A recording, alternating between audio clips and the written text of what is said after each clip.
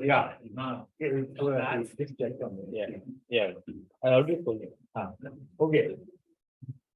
So, I don't know, hopefully 3 hours is a long time to discuss on pricing. Let's talk about pricing. 10 minutes, no holds barred. Tell me anything that you know about pricing. Whatever you have learned so far, whatever you've experienced, whatever you think. What are the managerial thoughts on pricing? Got cheated on price many a time. Price with a C, not a Z. Okay, that's a different one. Right, you know, PRIZE and not PRIC. Okay. Right. So what do you know? Value of Fixing value for any of the product value of any of through amount or something. Value for the service. So it could be the value of a product or. It could be a value of a product. And that actually comprises, price is actually determined based on what we actually invest and what we want to earn back. So. Price, that's a strong statement. Price. Sir, it is one of the deciding factor while saying yes to sales. Saying yes to sale. Okay. Anything else? No, it's not the deciding factor. It's not a deciding factor. Now they have a problem. So then what else? Where now? Nothing to say on price. Return of investment. Okay. Price for sale. Okay. Anything else? Return of investment. Return of investment is called price, or it's a component of price, maybe. Okay. So what do you do? I mean, should you price high? Should you price low? Depends what data when on the market. Based on the competition. Based on competition, you should price high or you should price low. Okay. I think So this- it's priced too high, sorry. No, go ahead. If it's priced too high and we are not competitive enough in the market, then I think we would not attract. This. Price is too high, we are not competitive in the market, we will not attract the thing. And if it's too low, then the quality could be questioned. So it needs to be appropriately priced. Now, he says, if your product should reach Yeah. every common people, it should not be a high or low, it should be a medium. Then it can reach every common. okay, so you need to reach out to the common people, it should not be high, it should not be low. Yes, it You should be a are the medium. common people. What's your name? Sridhar. Sridhar, are you common people or are you uncommon? See, we are dividing like allied class, middle class, and low class. Okay. If the product price is high, only allied people can buy the product. If Or it is is that a good thing or is that a bad thing? If Is that a good thing that you keep the price high and if it is a low price, then middle class and elite class will not touch the product. So if it is the price is medium, both this elite, medium, and we can concentrate on low people also. Low okay, class. so you're saying that keep the price high. We're just discussing. Okay, I know all of you had heavy lunch. So high, medium, low class of price. What should we call them? So this is price is high, price is medium, price is low. So when the price is low, the high class people will not buy. If the price is high, the low class people will not buy. Yes, The price is medium, both class will buy. yes. No, in every case, that depends on that valid for Sharmita? I'm just asking, no, then we know. There is a need, whether the price There's a is need that people will buy. If you have a product which is. Salt price. Exactly. Salt is common for rich, poor, and middle class. Everybody buys. Different. Depends on the. Varieties in salt also. Have companies messed it up with pricing? Have you had situations in your company where you made a bad pricing error? Yes. What instance can you think of? During the initial setup when the pricing happened, we accepted the penalties which we were able to realize that we couldn't pay out when we went into operations. So that was a bad decision because of that decision, in fact, for the performances, initial performances, we did not perform well, which attracted penalty, and the penalty was difficult for us to bear because forget about the revenue, instead of You are- earning, actually, we were paying. You're bleeding rather than. So she's saying, I mean, if you didn't hear, mostly the guys online did hear, is that she's saying on an instance where they took up a project and they had a heavy SLA to fulfill, and the SLA became an issue. And so instead of making money, we actually ended up losing money, and it happens all the time. And any other instance where you felt you got cheated? When Society General started their financial operations in India, they brought everyone from Europe, the top level. The same thing happened, the profits, they were Sir- paid in $2. Yeah. Your volume is too low, actually. Okay, at the moment, it was Mr. Kiva talking, I know, that's not your name, but I can't help it, that you get associated with it, but the point he was saying is sometimes you can't control the end cost because you have a high overhead. to pay, Society General- like that. They ended up closing Indian operations. They ended up closing Indian Financial operation. because of that, okay. Thing else, do you think this Rate is calculation. red hat, Rate card calculation. red card, what is the red card calculation? So in my organization, each and every level of people, like a review journal has a specific rate card, and a mid-senior level has a specific rate card, and a senior leadership has a different rate card. So those rate cards are basically calculated based on the market value, the promotion, increment, everything. Who that is, okay, so you have a certain authority, that's what you're saying. Uh, Then you go to your boss might or might not say that, okay, go ahead, give another 5% or something. if you So when you brought up price.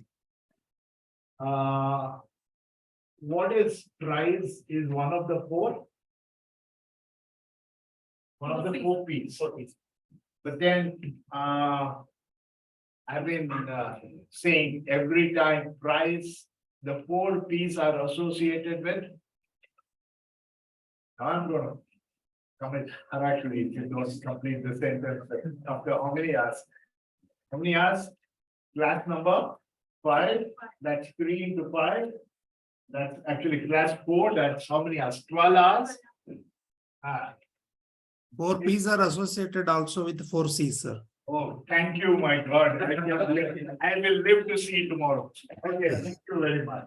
So you said for price. So why don't we talk about cost? So why don't you, for the next 10 minutes, price is the way we look at it, pricing. So why don't we, price, cost accounting? Why is it not called price accounting? You need to be clear in your cost So- calculations. Fair enough. So let's look at cost. What does it cost me to buy a product? Or what does it cost me to sell a product is what she was telling me about. But then there's another penalty that, let's assume that the company that you were mentioning, obviously it could be a Fortune 500 or something, but let's assume that that company which took up that assignment, which way you're saying is some fly-by-night operator, you know what that means? Have you heard that phrase fly-by-night operator? Is that the company is here today, gone? Tomorrow. So that's the terminology. So let's assume that they place the order on a fly-by-night operator. Now, you don't need the SLA, you just close your company and this is another. So now you're not talking about price, you're talking about the cost of placing an order on the wrong company to deliver the project. Okay, so then what else can we talk about price? Or much more? Any one more topic, and then I think I'll go to the slide. This mode is okay? I think this mode. Sir, mathematically, when we say price is equal to cost plus profit, here cost is a fact, but price is a policy. So it all depends upon how much profit I want to do out of it. So Okay, very interesting use of words. yeah. You cost is price plus profit. And Yes. then you use the term. what Cost is a fact, means it is. Cost is a fact, cost is Yes. a fact, and price is a variabilization. Yeah, this is a policy depends upon company, where I want to make profit, how I want to make profit. For example, when we sell a part of, when I sell a part as a part of the machine, it will cost me less and profit margin will be less. But the same part, when I sell it as a spare, I increase the Obviously, profit margin. I think it's a little. Perfect, very good example. Yeah, when the spare is sometimes equal to the cost of the whole thing, right? Yeah. I go end Yes. up trying to buy a spare and that spare is not available. Especially, Yes. it could be 80% of the cost. Yeah. Sometimes same part I sell through. Correct. Yeah. Correct. Good. Very nice done. I just, most of you got your things right. See, price as a profit driver is one very fundamental. Okay. One interesting thing is, yeah, I have to make a color. Is that worth the time? Okay, so we are spending the next 30 minutes on a totally new way of looking at price that I haven't added up in the previous class. So these next 5 pages are brand new release for you students. So this has been an addition because marketing as such is a very dynamic subject and things have happened. Like I told you, the father of modern marketing is still alive. And what's his name? Philip Kotler. So you see, it's something very interesting. So I have picked up these 5 or 10 thought processes from a new way of looking at price. Let's spend some time on that and then we go back to the basics. So one thing about price is, if you can improvise on your cost, that means that I source a better raw material, I look at the way how it fixed cost, then I can, if 1% improvement in fixed cost will result in 2.3% improvement in the price or in the overall profitability of the company. But let's say you increase the price by 1%. If you increase the price by 1%, you have an 11% overall increase in profit. So price is such a very delicate topic that you handle it well, you have huge rewards coming up. You have huge rewards coming. What happens when you play around with the price in the wrong way is also something that we will realize that. So it has generally been noticed that most of the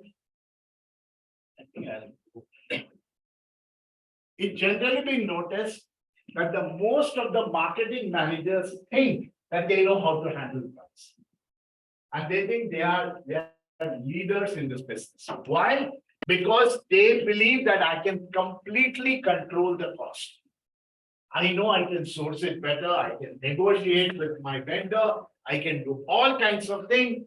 I know how I can control my fixed costs, switch off half the air conditioners when my factory workers are working.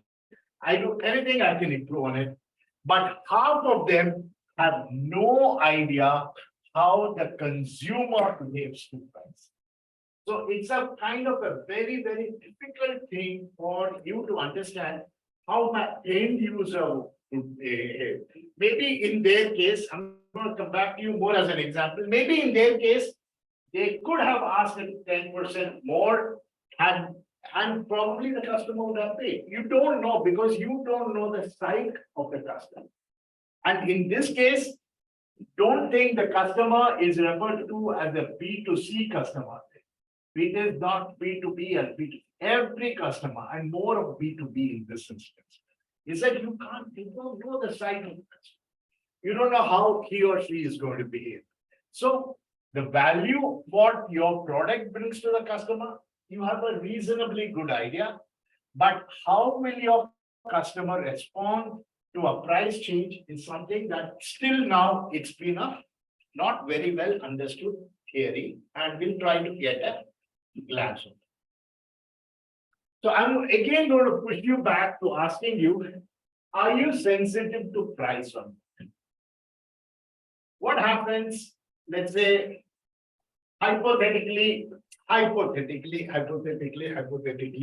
you've completed your first term in your executive MBA. They can come back and say, hey, we told you that the price is X. No, it's actually X plus 20%. So are you sensitive to price? Yes. Would you say at 20%, that's it, I'm not taking this class? Or will you go ahead and say, oh, 20%, maybe I think I can stretch it. I've got an idea of what it is worth for me. I would like to do it. So how sensitive are you? I give you one example, not always. How sensitive are you? And what will make it sensitive? And when would you be most sensitive?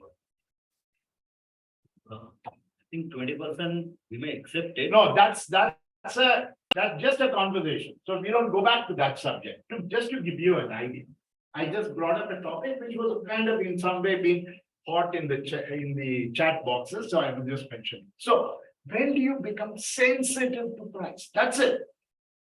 22 rupees for the water bottle. That's it. I'm not paying. Budget, like At when we 20, have a budget fixed, when you have a budget fix, you become sensitive.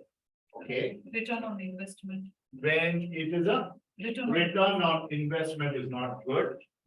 When would you also give me both sides? When would you be not sensitive to price? Let's say I take my wife out for dinner and then the guy says soup is 97 rupees.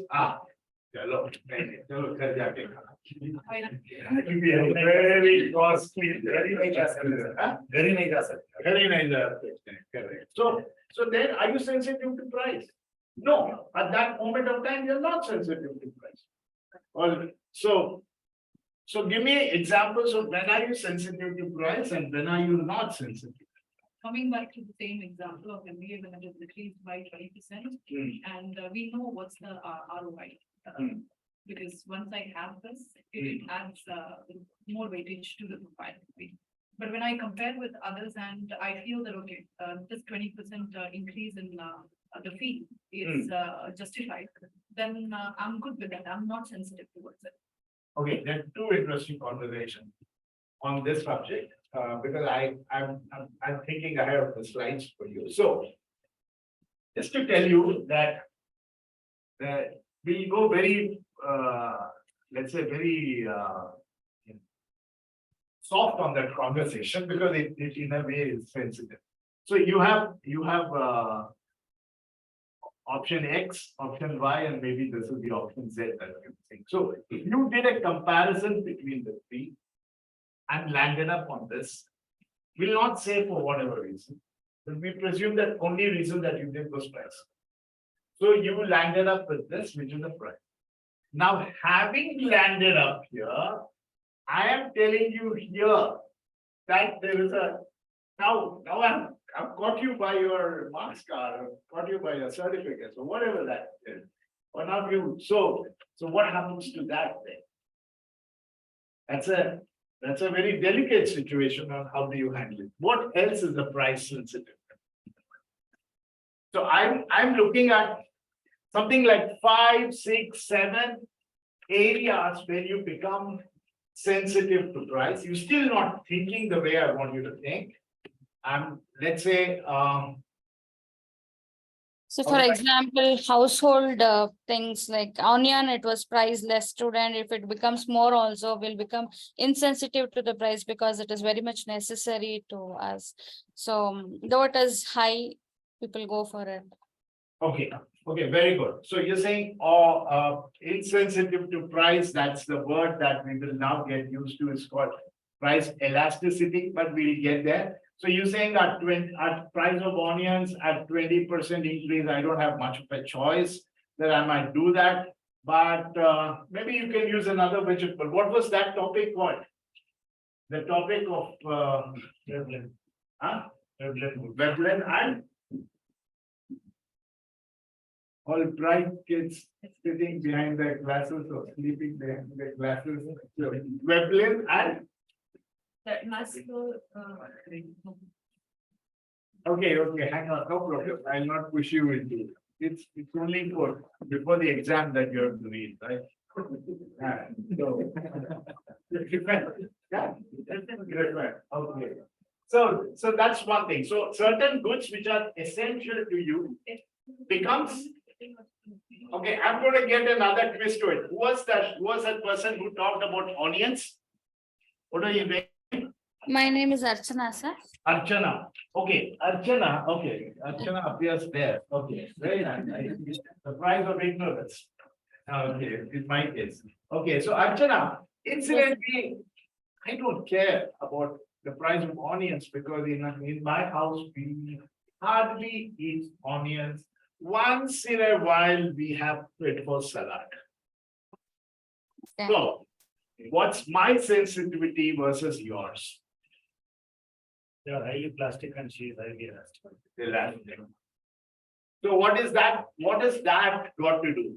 Think about it. I'm trying to give you all a thought process about why are you so sensitive to price, because to onions, because you believe that you have it 3 times a day for lunch, breakfast, and dinner. But we believe in having onions only over the weekend. So what is the effect of onion price increase over you, vis-a-vis me? Demand. Not just demand, it is proportional to necessity. proportional to necessity. For her, it's an essential ingredient. For me, it could be a side ingredient. So I don't care. But we live on potatoes. We eat potatoes 5 times a week along with coffee, tea, biscuits. So now the price of potatoes, and she doesn't eat potatoes. I mean, what's happening to my conversation? So it's all based on one factor about we finally hit 1 out of 5. One factor is depending on my need, the price sensitivity could be a factor. Correct? Depending on my need, price sensitivity. What is the other factor? Sir, depending on availability, if this is a scarcity, then we will become insensitive. For example, Very good. in a festival seasons, we become insensitive while buying the flowers. Okay, Because right. Kundalini. Yes. Very good. So you are saying that depending on need, Yeah. it could be there, depending on availability. Availability. If I know there is a scarcity, then I rush and I will become insensitive. But when there is a plenty availability, then even for minor pies, we will bargain. There are 2 conversations. One is availability. Yes. That is, let's say there's a flower, what did you say? There was a festive season and you want to buy flowers. So you're waiting for that flower man to come and give you flowers, and he's going to tell you that, sir, it's the festive season, the prices are there. And you have no other option but to buy from him. So Yes. that is the reason why you are going to pay, you're willing to pay a higher price. But if you are aware of the fact that there are other options available, maybe I can go to some other market and buy it at a higher place. So will you be that price sensitive? You will be lower sensitivity to the price because you will not really bother, or whatever way you say it, is that I'm willing to pay a higher price because I don't know other options. But if I'm aware of other options, I'm willing to look at other price. So one is my usage. Second is availability versus awareness. What is the third thing that we can talk about? Uniqueness. Uniqueness of the product. Uniqueness of the product. Okay, let's probably get you to think. Okay, there's one line that I wanted to say is that pricing is very complex. You've got to look at the cycle, the individual. You need data, and then of course you need courage and common sense. That needs to say. Okay. Oh, I wanted to bring this up for our conversation before I get there. But I'm halfway through this. Yeah. Okay, so we'll park that aside. I wanted to get price sensitivity later on, but I wanted this to be our opening conversation for pricing. These are coffee. I'm going to give about 5-6 stories of interestingly on pricing to give you an idea. Let's begin with the easiest one. Mayas coffee and. Which one do you think is the easiest? Mayas and Starbucks. Hata and Hatti coffee. Hati coffee. What do you know about it? So the both are in same road, Hmm, but Mayas will charge you 40 rupees, where they charge you 20 rupees. yes. Still people are standing in the queue to have a Mayas coffee. Hmm. Yeah, perfect, perfect. So the example, yeah, almost right. Example is that Mayas charges you 40 bucks for a cup of coffee. My story was slightly different, but that's the crux of the conversation, is that Hatti Coffee opened up right in front of Mayas. And he charged 15 rupees for a cup of coffee or 10 rupees. There was a virtual exodus. Everybody moved in from Mayas to Hatti to have their coffee. So I said, what's happening? This is something very, very dangerous. Hatti seemed to have hit really a gold mine. Remember, there are Hatti gold mines, by the way, right? So, so over a period of time, these guys migrated back to Mayas. And today there's for 90% of the people have gone back to Mayas to have their own cup of coffee, which they are paying for, whatever, 40 bucks. And Hatti has got that small residual base. So price is not always the most important thing. There's something more to it than the price. People who understand the difference between 2 cups of coffee, they hang on. People who are very sensitive and don't really value the coffee, kind of hang out there. So this is one example that I wanted to tell you. There's another example that I wanted to tell you on pricing. And this is another big case study that goes on. Is that when everybody, including Costa, decreased the price of coffee, Starbucks increased the price. Very simple as that. Why would you do that? Because Starbucks said that I am premium.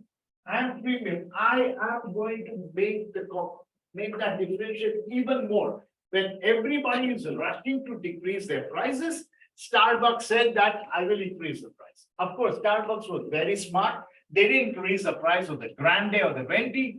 They increased the price on the Tall, or which is the smallest version, which not many people consume, but then they made sure that the price was made higher. So you see, there are all kinds of examples. The same thing happened with the same thing happened here. The moment Jio walked in, everybody reduced the price. Everybody, Jio said 3 months free, it became 6 months free. Everybody, they reduced it. Everybody ran and started reducing the price, and they shut shop. So reducing the price was not the option. Finally, what did Airtel do? Airtel said that I will go after the good paying customers, and people who are paying below a certain price, I don't want them. And people who stayed back were given what was known as Airtel thanks. So they gave you a special package and do that. So you see, just because somebody reduces the price and you go run behind them, Mayas could have done that. Then Mayas would have collapsed, and probably the whole market would have collapsed too. This is the other extreme example is Hershey's versus Mars. It's a battle which has been going on for over 100 years. They are the biggest chocolate companies in the world. Now the problem is that Hershey's has a bar known as the Hershey's chocolate bar, whereas Mars has some of the Snickers or things like that. Now the problem is that Hershey's chocolate bar is pure chocolate. There's nothing else other than pure chocolate. Whereas the Mars has got peanuts, blah, blah, sugar, then all other stuff around that. Now, the advantage of having a chocolate which has got peanuts and blah, blah, blah is that when the price of cocoa goes up, they can control the amount of cocoa by putting in other ingredients. Whereas the Hershey's, the chocolate bar is pure chocolate. So when the price of the chocolate or the cocoa goes up, they have to suffer it or they have to reduce the size of it. So all along, just like we all grew up with that kadle mithai or things like that, the whole American generation has grown up with a 5-cent Hershey's chocolate bar or cocoa bar. So every season it would either go slightly thinner or it would go slightly thicker depending on it. But the price was stuck at 5 cents. So one fine day, because the price of cocoa went up so high, they had no choice but to redo it and come up with not with a 5-cent bar, but they came up with a 10-cent bar. That was a huge, you want to cry in the American market. They said, you are depriving our children of the fun and great stuff that we had in our childhood. And it was a huge effect on Hershey's that the entire market collapsed. And marks. So sometimes you can actually do a wrong management and you could be in big trouble. The other idea that I want to tell you is in a market full of Ola, Uber, there is somebody called Meru who's surviving. He is more expensive, he is more premium, and he's addressing a very niche segment. So he's not running behind them. Maybe they are getting around it. And you know what kind of a disaster Jio has done on Airtel and Hotstar with their IPL 3 service. IPL, I'm sure all of you are watching IPL mostly on your Jio cinema using an Airtel connection. Correct? So you choosing an Airtel bandwidth and Jio is just knowing everything about you. They know your IP address, they know your phone number, they know where you stay, they know everything. They can give you personalized thing. So pricing is a very funny thing. You sometimes do it right, you sometimes do it wrong. So that was one opening that I wanted to do it. And then we go back to where I started off, which was, are you sensitive to price or not? So one of the points that I want to tell you is, you are sensitive subject to availability or awareness of substitute. If you know that there's an alternate available, then you will be very sensitive to price. I'm willing to go somewhere else. But many of places, when we actually travel abroad or travel to another city, we end up paying for food at the places that we know or our travel guide will take us. And we believe that that's the new price. Only thing is when we go discover the city that, hey, come on, yeah, you always get cheated with this. I remember that there is this place, I once made a Bangalore sightseeing trip, having lived in Bangalore for 50 years. Because I went with another uncle of mine and go all around in the bus, and they stop in a place where they said, this is Mysore silk sarees. So that's the only place that you know. So you buy, but as a Bangalorean, you know there are hundreds of other options available. So you believe if there are other awareness or awareness of substitutes, you become very sensitive to price. I'm not going to. Otherwise, you. The second is ease of direct comparison. Ease of direct comparison means that when you go to I don't know how many of you have noticed this. Let me try to get that thought process. If you go to more, the Mega Mart more, you get a lot of more brands. They are called private brands. There are popular brands or national brands, plus private brands. Private brands are brands which are owned by the same company. For example, there is called More by this, by this company called More or Amazon Basics. I don't know if you have seen that, Amazon Basics. Now, if you walk into a store, just next to, let's say, Hindustan Liver or, let's say, something Head and Shoulders, there will be another more shop. Now, when you are aware of the fact that there is an alternate available and you can do a direct comparison between the two, you become more surprised. Because you will say, okay, this is the same thing. I know I'm buying it at more, so I'd rather buy more product. And you have seen that.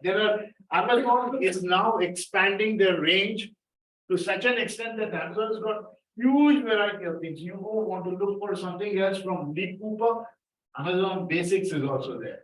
So one is when you have a direct comparison between the two, you are willing to become very price. The third is expenditure. This is where I was talking about. The example that is quoted here is, and it's a good example, I'd like to quote that example, is that if you are a furniture maker or if you're a furniture company and you make steel furniture, the price of steel, a small variation in the price of steel could heavily impact your profitability. Yes, but if you're a wooden furniture company and you use steel only for bolts and nuts, that's a very small percentage. The example I was trying to give over the onion versus my eating habits and things like that. So the third is known as expenditure. Let's look at each one of them in direct comparison. So one is if there are more alternates available, you would be sensitive to price. If you can compare the two brands directly, you be more sensitive to price. If the amount that you spend, the value of the goods is very important, then you would be sensitive to price. And if somebody else is paying for the thing, you will not be sensitive to price, right? If somebody else is saying, come, I'll take you out for dinner, you care a damn how much is the bill. But if there is, like for example, most of the employees don't really care how much is the insurance expense when you go to the hospital because the company is paying. But the company says that I only pay 18% and you pay 20%. Now we will check on every line item. So you will be sensitive about price. So shared cost. Switching cost. That was the point that I was trying to. The cost of switching at this stage is very dangerous. Because at the end of term one, you cannot switch. It's too late. Had you known before you give the check? Maybe. So the cost of switching. Everybody knows that it's cheaper to have an electric car. But electric cars are costly. So the question, what do I do with my car, which is 4 years old? I won't get a better car. Where do I have the money to buy another 10 lakhs? Invest in wiring. I know that it is cheaper, but I cannot. That is switching cost. Price and quality reference. There's a general feeling that if it's higher, at some point you were also mentioning, or somebody else was mentioning that if it's higher, it's better quality. Why? Because you really don't know the product that's being delivered to you. If a doctor charges 1,000 rupees, you say, hey, that doctor is better than the other one is charging 300. He doesn't know. Maybe he did MBBS again. Whatever, you don't know. That's because you have lack of knowledge of the product. You just say Jeth Malani is a lawyer who's that very famous lawyer. Yeah, he charges 5 lakhs per hour. So he must be better. He must know other solution. But come to me, my son is a lawyer. He can give you a cheaper. It doesn't work like that. Right. And lastly, ability to carry an inventory. I remember we have a very, this is okay, I just remember this thing. We have a very small office, not too many staff in Bangalore. And we had this in the toilet, you have that dispenser. It's called the sea fold.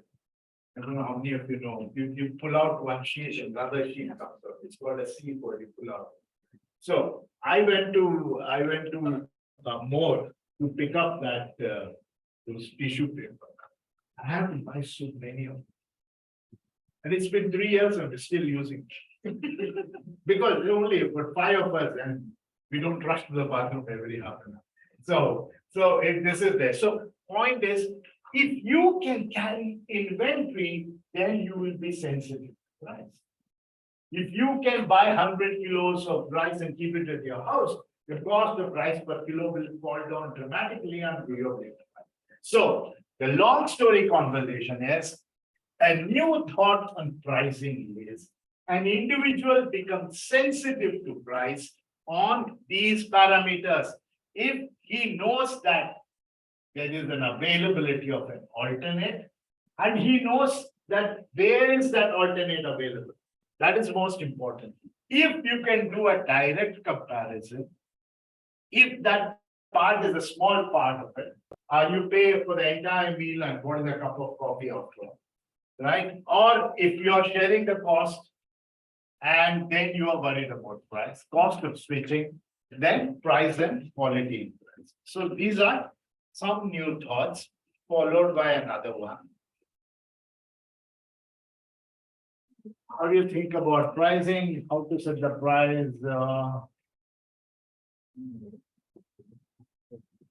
Okay, maybe we'll come back to it depending on how it looks like. These are very, very basic comparisons. I'm not going to spend too much of time on this because all of you know this. What is price to the seller versus cost to the buyer, right? I guess all of you know that. This is one slide I'm not going to stay for a long time. These are very, very basics on pricing. I want you to read them as we go forward. Demand versus supply. We'll try this quality demanded. Let me see if I can get.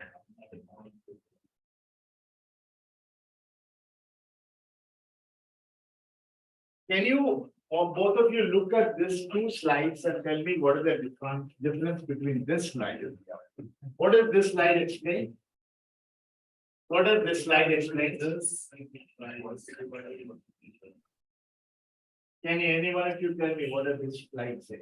When the price is high, then. Price decreases When are the given. price If the falls, demand when the price rises, the falls, price The demand increases. goes down. when the price falls, the demand goes up.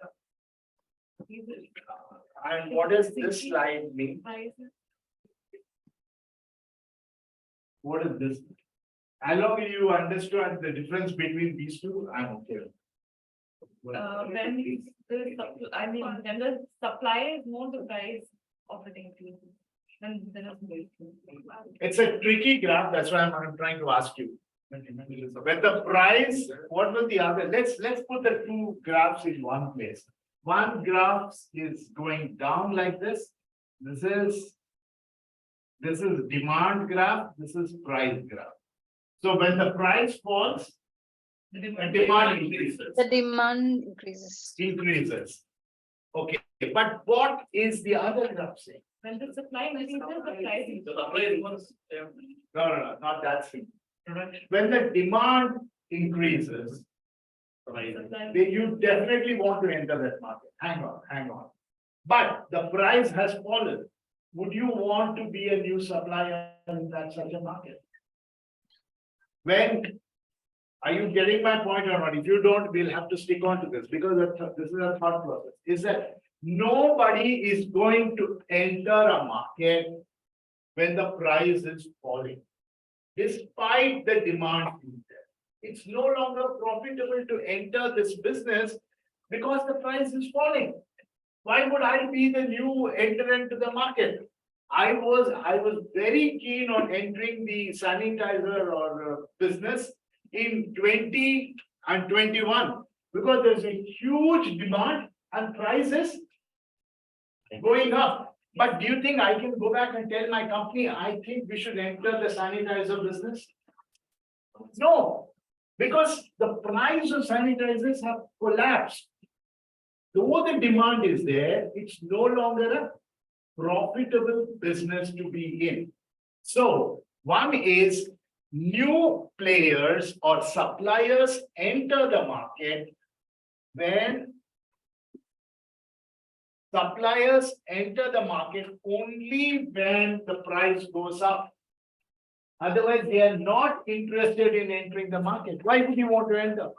The collapsing prices, why would anybody want to enter the market? Because that is like, that's like a red ocean theory. Why would anybody want to, you know what is the red ocean theory, right? All of you? Yes, yes. Right. Okay. So that is one thought process. This slide we have discussed this slide in the past. Yes or no? No idea. Looking directly into you. No? Yes, sir, we have seen this. Yeah.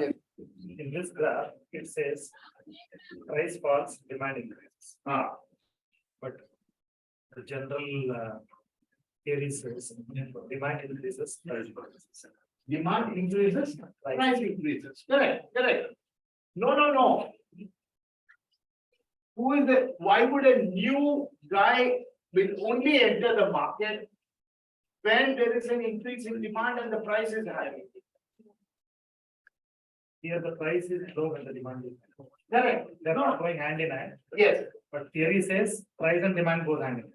Eventually, there is a graph which means Because As in my high long school, as- that's what I studied. as long as you get into this point, as long as we get into this point, a new player is in there. There's no point in entering in the market, even when there is a demand and there is no profit. Why would you? Do you think it really makes sense to enter into into let's say, internet data business today? But there's very little money. There's a huge demand. There's no purpose in entering that market. Why would a new app come, or what is happening to the market? The Jio, the Airtel of the world there's a demand, but there's a huge fall. Cost of entry would be very, very high for a new player. It would be additional supplies, but not a new player. So these are, as I said, these are new thought processes. But anyway, I hope I've been able to, but the point is, my job is to convince you that you should be convinced. Right? So we get there. All of you know this part of the story. I'm not spending too much of time on this because these are very basic conversations. So you know it. After a point of time, there's no value for the product. The product will die. Right now, who is interested in typewriters? Who is interested in old phones and things like that? The best time, the worst time, and then they obviously decline. Okay. But what we are doing is something else. What we are doing is looking at, I know these are back to old slides. These are again new thought processes. That in pricing, what is the time? Yeah, what time we have a break? 3. 5 minutes, sir. 3 or 3? 3. Correct. Somebody was saying 5 minutes break. So pricing has 3 circles: economics, customers, and competitors. And for your convenience, I've named them as Bracket names. yeah, so that you wouldn't forget that. Pati, Patni, or O. So O के बारे में बात करें या नहीं sir, पति पत्नी. पति पत्नी के बारे में? Okay. So what is economics of pricing? What is economics? Things that you can control. The things that the husband can do right so that he stays with him. Right? So what are the economics of pricing? How do I control cost? How do I bring my efficiency in? How do I reduce my cost of distribution? How do I work on my profitability? All things that you control independently are known as I think somebody's talking in the background. It's a bit of an, I gotta look at this. Things that you control within your company is known as the economics of price. That relationship that you have with your customer is known as price elasticity. And we just discussed price elasticity. What makes the customer stay with you? What makes the customer not stay with you? That is it. What is that happening between the customer and the competitor is known as price discrimination. The reason why I will go to the competitor and I will not come to you is price discrimination. And the battle that is happening between you and the competitor is known as game theory. Got it? Very clear? Okay. So now let's look at what is economics of the pricing. Economics is how do you control the cost? How do you control the margin? How do you react to a supply and demand situation? How do you incentivize internally your own people? Of course, everybody has to incentivize, otherwise there's no way. So first thing you need to do is how do you control your cost and how do you work on the margin? How much do I want to work on? Do I work on a 5% margin? Do I want to work on a 50% margin? And some decision that you have to do within your own self. That's got nothing to do with your customer. And of course, what happens with your competitor is a different story. So economics involves that part of it. Second is, what does the customer value your product? Is there really a value for your product? Does the customer think that it's worth that X amount of money? And second is how much will the customer pay? It's known as the willingness to pay. And are you behind the right customer? First of all, for all you know, you could be totally behind the wrong customer. It could be you could be addressing a different market. And what will make the customer have a purchasing decision? And remember, we're not talking about always on a B2C, but we could also be looking at this. So what happens? What is willingness to pay? Willingness to pay is, and okay, so this is the competitor. So one is the thing. What is the competitor? Am I buying the competitor's product because I like it? Or am I buying the competitor product because it's my next best order? I love Apple products, but I end up buying another product because it's the next best alternative. Then how much is the market price? How much is the market share that your competitor has? And how much is the market dynamics? What is happening between you and your competitor? We will discuss in tomorrow's class entire battle between you and your competitor, the entire game theory idea. We'll talk about it in your classroom. But coming back to, yeah, this was the one.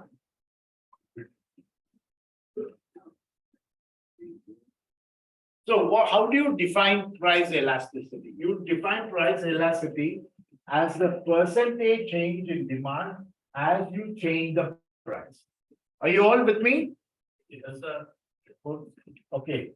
That is quite encouraging, yes, sir.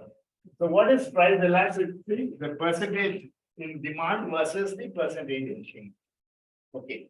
So I want you to pay attention to these two graphs very carefully. Let's say I increase the price by 1%. Let's say I increase the price by 1%. Technically, what should happen? If I increase the price by 1%, the unit sales goes down by 2%. Then my revenues will go down. Just because I increase the thing, that means to say that there was a price X here in this comparison, and there were about 100 people coming in. Then I increased it by, say, 1%. I noticed that there will be a 5% fall. That means that instead of this, it became 95. So a 1% increase, which is an increase of 1 rupee, resulted in a 5% drop in customers. But when I increased the price by 1%, the sales went down by only 0.5%. That means that instead of 100 people, I only had how much? 99.5. And I have increased the cost from 100 to 101.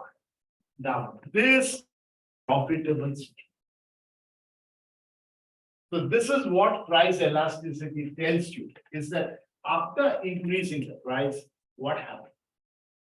Did a larger number of customers move away, or there's a smaller number of customers? So what does that mean? Is that my customer is tolerant to a 1% price, and he wouldn't mind a 1% price because he is tolerant to it. There's a price elasticity.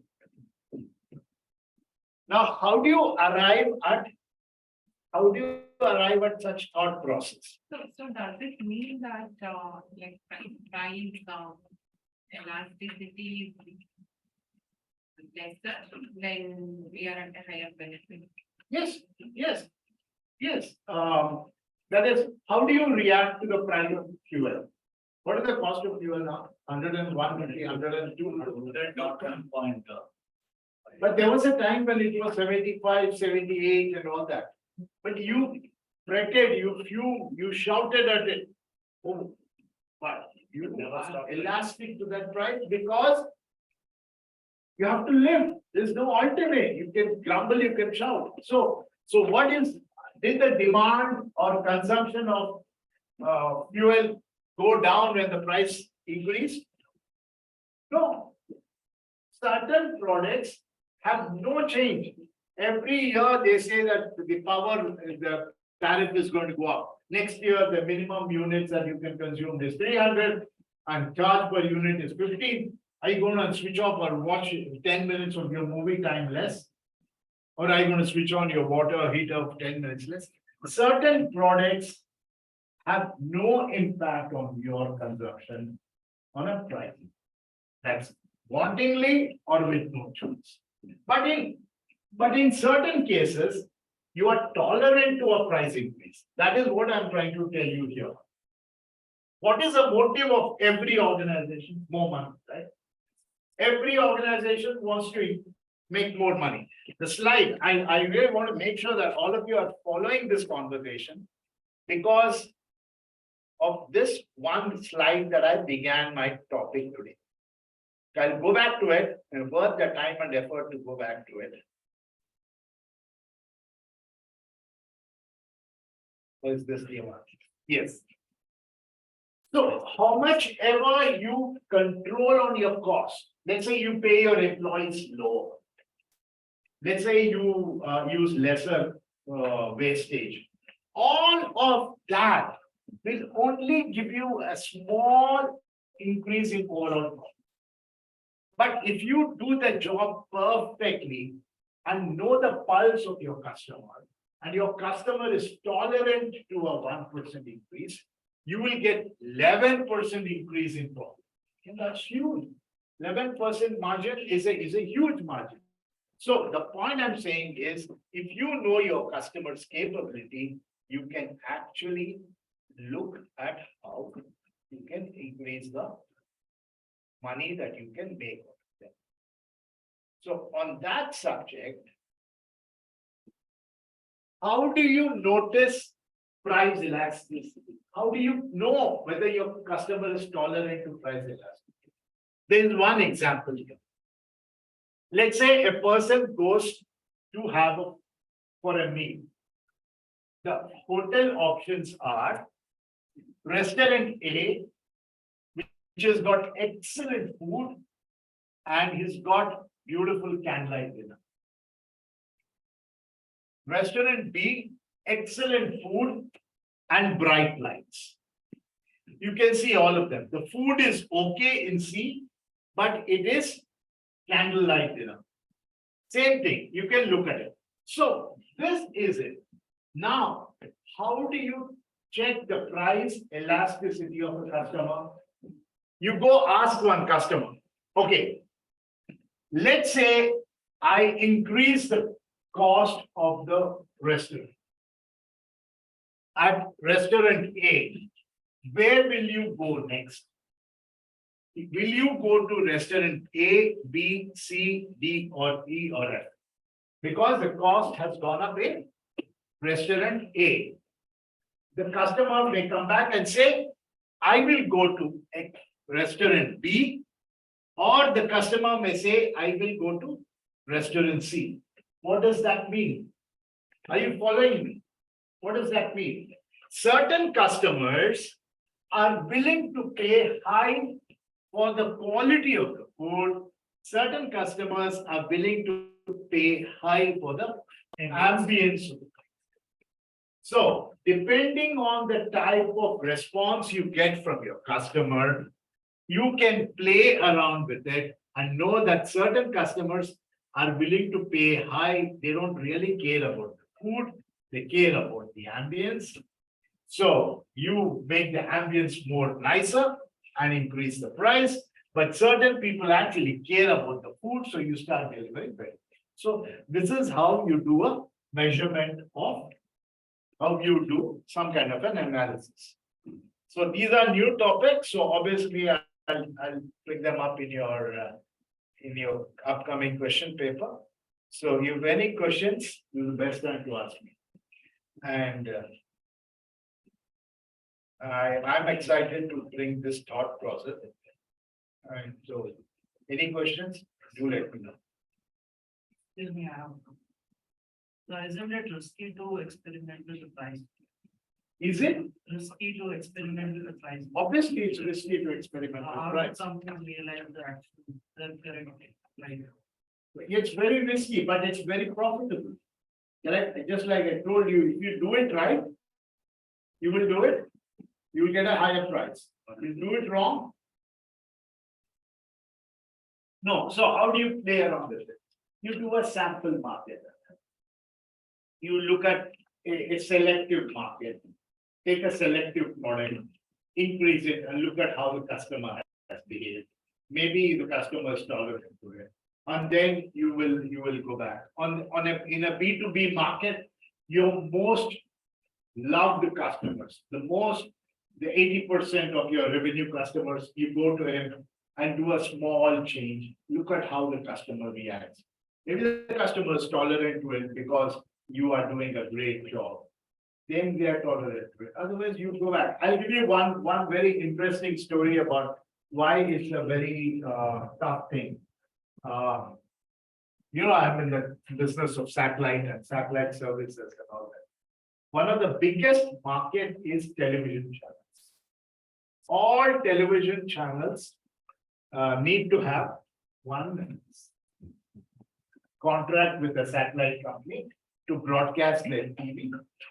And then you have a cable operator in your house who will put up a big antenna and receive it. Okay. So there were lots and lots of players, but one of the biggest player in that market was an Asian company. I don't want to name them and all that. It was an Asian company and they were doing very well. So they were doing very well. They had some of the biggest names in broadcasting, like the big TV channels, Star, Z, Sony, those big guys, Colors, they were all on that or a similar kind of thing. Now they were doing very well. They were very happy. They were very happy with the way of doing. Customer was happy. Even this television, this satellite company was happy. Very good money coming in. So one fine day they said that we should please our customers are so nice. They are paying in time. We have good money coming out of India market. So they said that this is the 50th year of the coronation of our king. And as a part of the coronation of the king, we are giving you a 5% discount in your next bill. So they were being nice.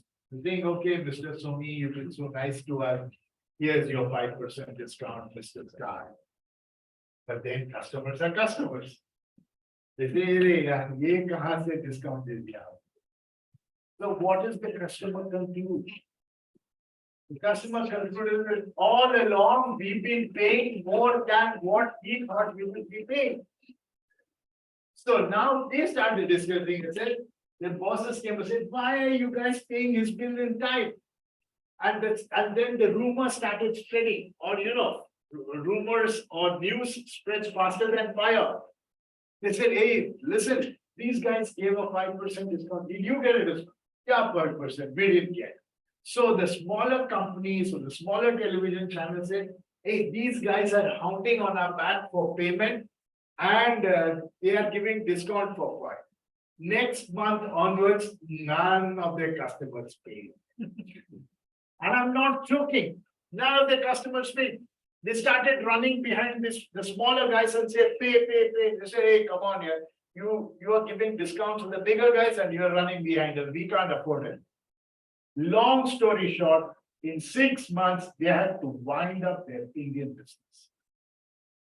Just because somebody said, let's be nice to it. Give them a 5% discount. Cost of being nice. Cost of being nice. So prices are very, very sensitive. Prices are very, very sensitive. Similarly, another instance from my own experience is that I used to work for one of the biggest guys in the satellite business, and then I joined hands with 2 of my other colleagues, and we started our company, and this is the company.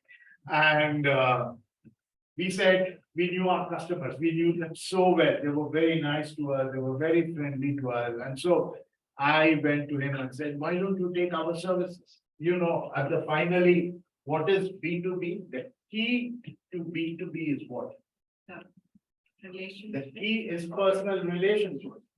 Never in B2C. B2B, it's all personal relationship. After all, my company or the company that I used to work for through me. So I am there. Okay, so that guy is saying, no, Ramesh, it was all fine because you are a big company. Now you guys, we don't know how you are. What if you switch off your phone? All kinds of excuses will come. They never came till yesterday. They all keep coming now. So it all means how much can you reduce on the price. So now we are desperate to sell. He is not desperate to buy. So I end up giving him 5%, 10%. I tell him that, listen, there's no way beyond 10%, I'm going to die. No, you have to give me 15. Okay, we give him 15 on the condition that is only valid for 1 year. You guys get a feeling of how our services is. And next year, we are going back to old rates.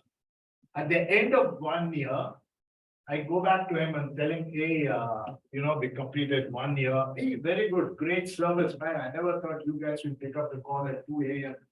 Yeah, I was in Maldives. I still picked up your call. I handled your service. Okay, end of 1 year, you remember we talked that we should increase the price. Same topic I wanted to discuss. Those guys have come back. They are now giving 15%. You decide. Unless you reduce the prices, there's no way I can stick with you. So you see where you land up on pricing is that it's a what is it called? It's a cascading effect. Once you do it, you're going to live with it forever. Same thing applies to joining a new company. If you join a new company at X percent, 20% down, by the time you catch up with your colleagues or your classmates, it's going to take a thing because a 10% increase for you still haven't caught up with your friends, and your friend gets a 5% increase, he's going further and further away. So prices are very different thing. So the answer to you is you kind of do a test. You look at the market, how do they react, and then you come back to it. Okay. Owning the product is a killing the product. Which one? Owning the price is a killing a product. Owning a? No, what are we saying? Discounting the price is killing the product. Yeah, many a time he's killing the product. He's killing the product. So nobody wants to. It's a very, but sometimes it works. It gives you an entry. Jio entered the market but then not every company is Jio and, yeah, so. Here.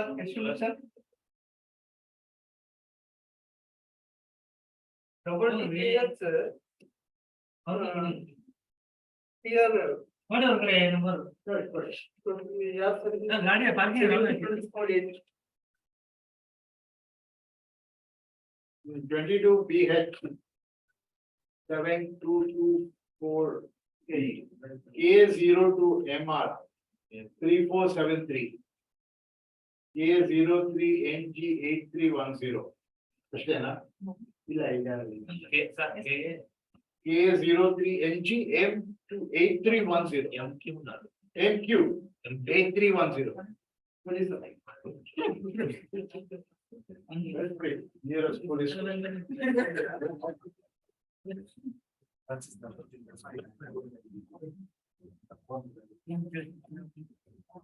Okay, so I'm saying that the pricing has three elements. First is the economics of price. Third is your relationship with your customer, and the second is the relationship with your customer, and third is the relationship with your competitor. Now let's look at this three situations. Let's see if I have been missing something. Yeah, no, it's in order. One slide you missed. Which one? Vidyarthi Bhavan Dosa slide is not. Vidyarthi Bhavan Dosa slide had a purpose.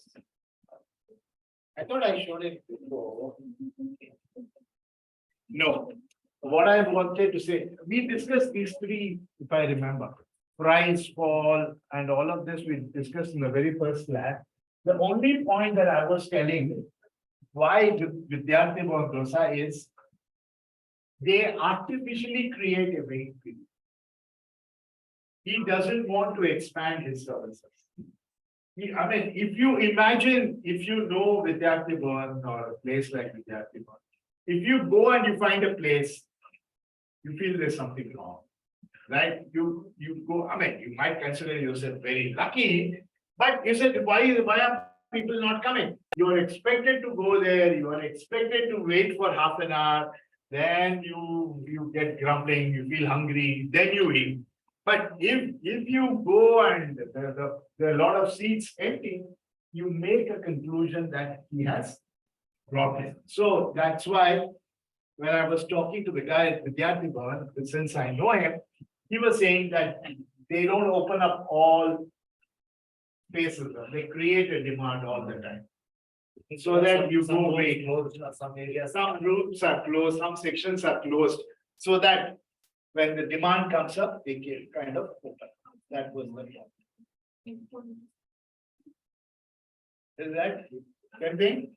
No, I was just saying also, they were not available 24 into 7, like morning to evening. Correct. They do it and it goes in the afternoon hours. Both. So, but where was that? Yeah. Okay. Now, let's do this section and then we take a break. Let's spend 10 minutes. Let's see how active can to discuss on price on your morning breakfast. How many of you go to a restaurant for your morning breakfast? And the guys who are in hostel or who are paying guests, or even otherwise you're going, huh? So you, and your dad and mom are okay with it. They don't know. You eat at home and you go. Huh? Only Sundays. Only Sundays you go. No, I'm saying every day. You go every day because you're paying guest. No. Same category. But my parents live in the way. So that categorizes as somebody. Okay, so let's assume that you go every day for your breakfast in a place.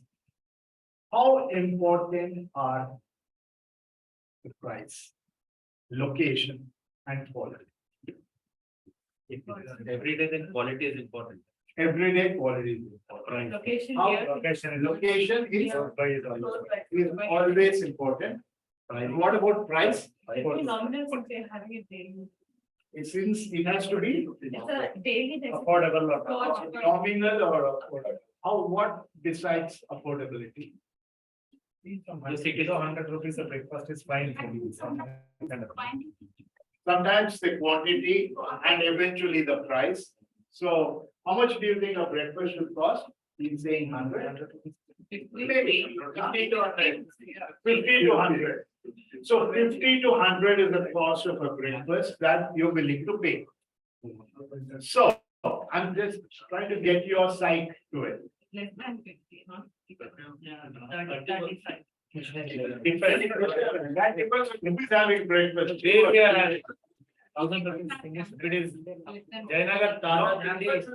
Jayanagar Tara Tindi is less than 50 rupees. It is the same Jayanagar Mayas or Pai.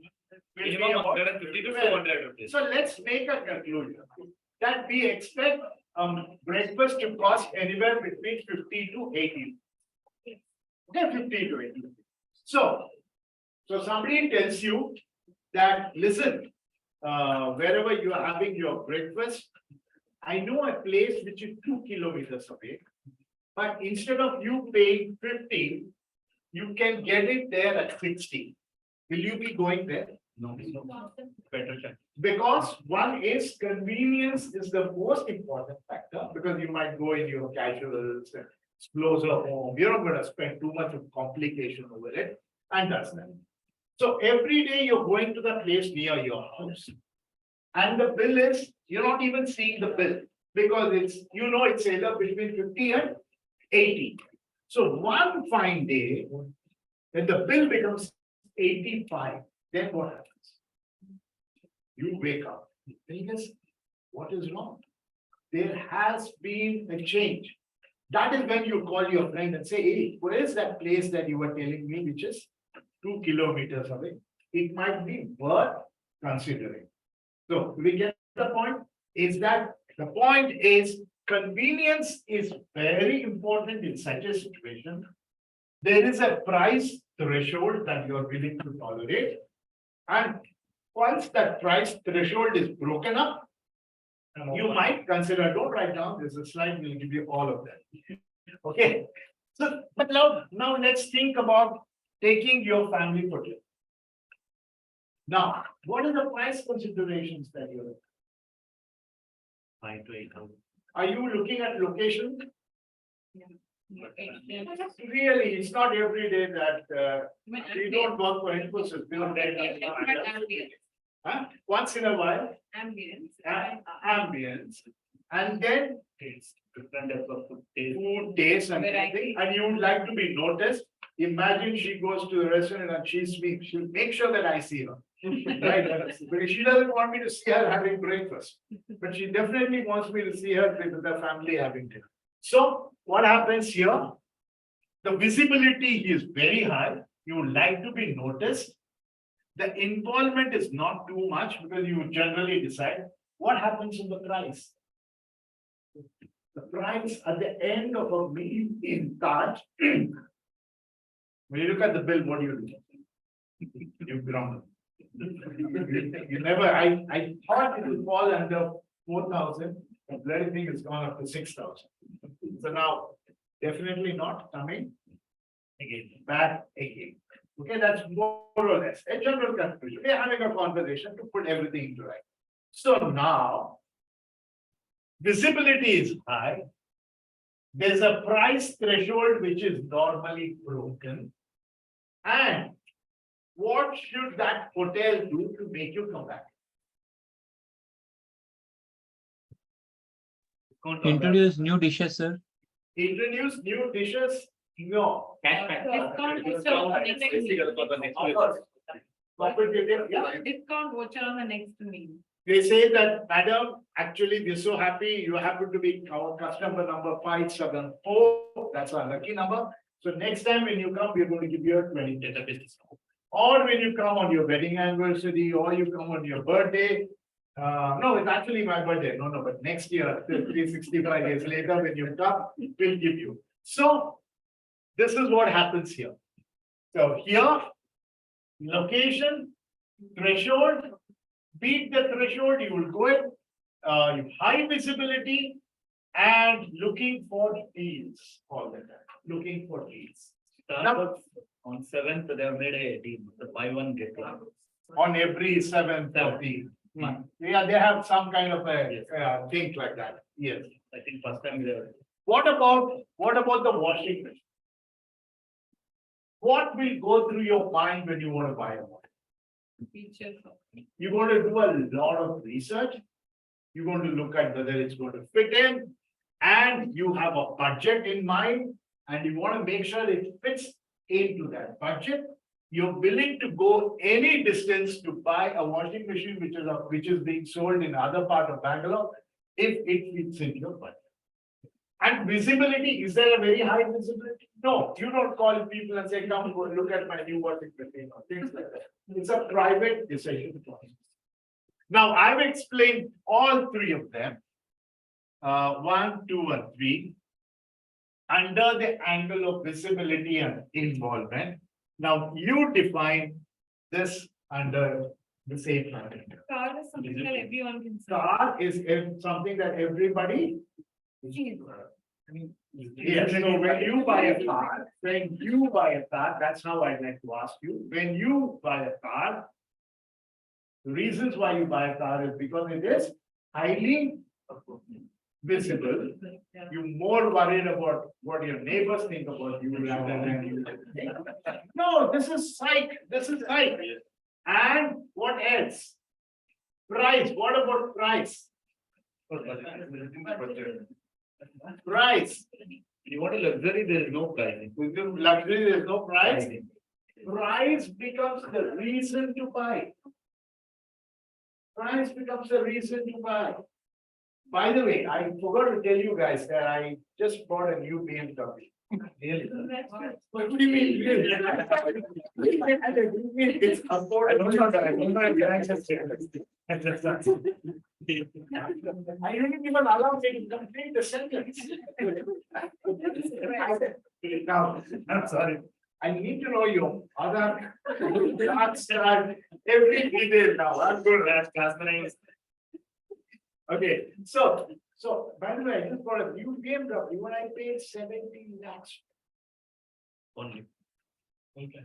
So what is that in full cash? What does that mean here? Status.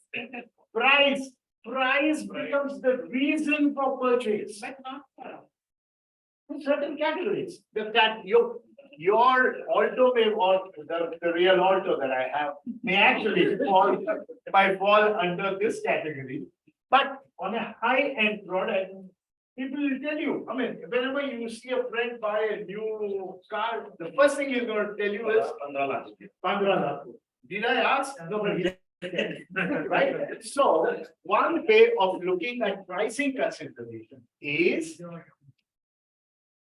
price threshold, price insensitive below threshold, price takes a back seat for convenience, which is this, your morning breakfast or a restaurant, price threshold, price important for repeat purchase and deal seeking.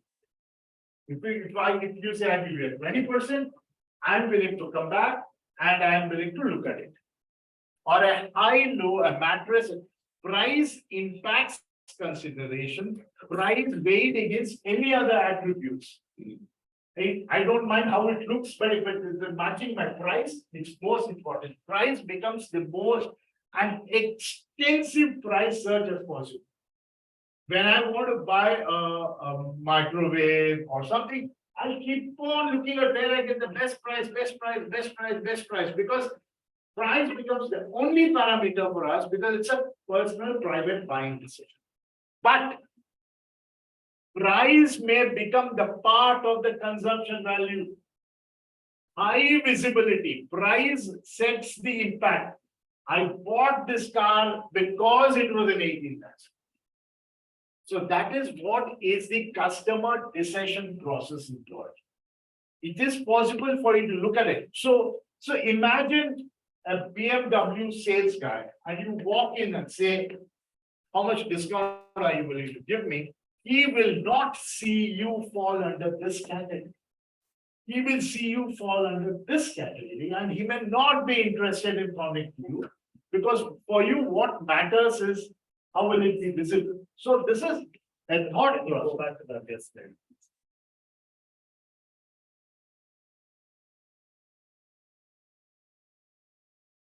Involvement is in x-axis, visibility is in y-axis. The other end. And did I switch it? Yeah, Involvement is in y-axis. it's the same thing. No, it's not same.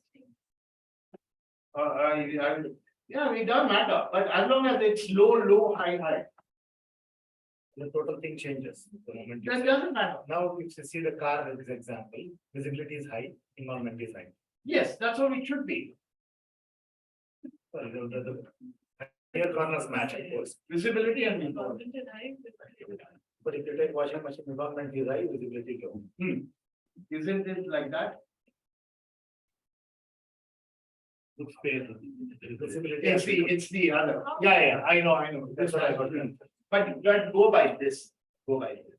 This is correct. This is correct. This is correct.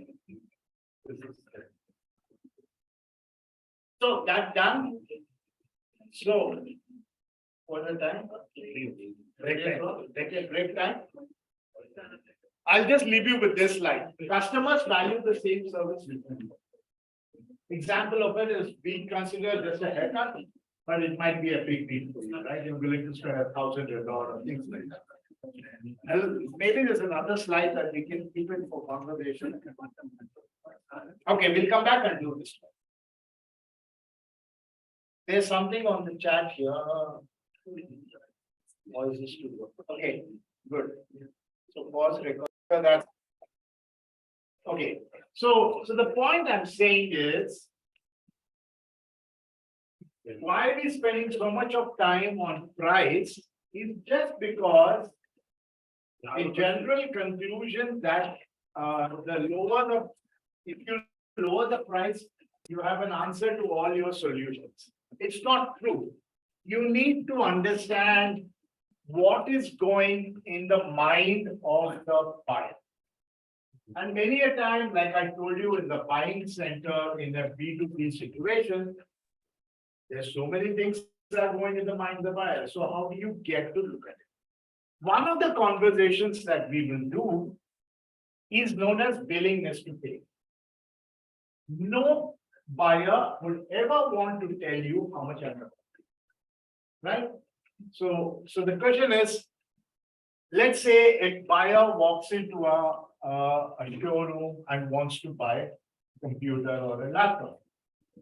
Now the laptop is priced at 75,000 rupees. The person walks in, he or she walks in and looks at the laptop and says, wow, 75,000 rupees. Sorry, I'm not buying. So now what does the person in the shop conclude? He says that price is high. Now, how high is that? Would she have bought it at 70? Would she have bought it even at 40? You have no idea.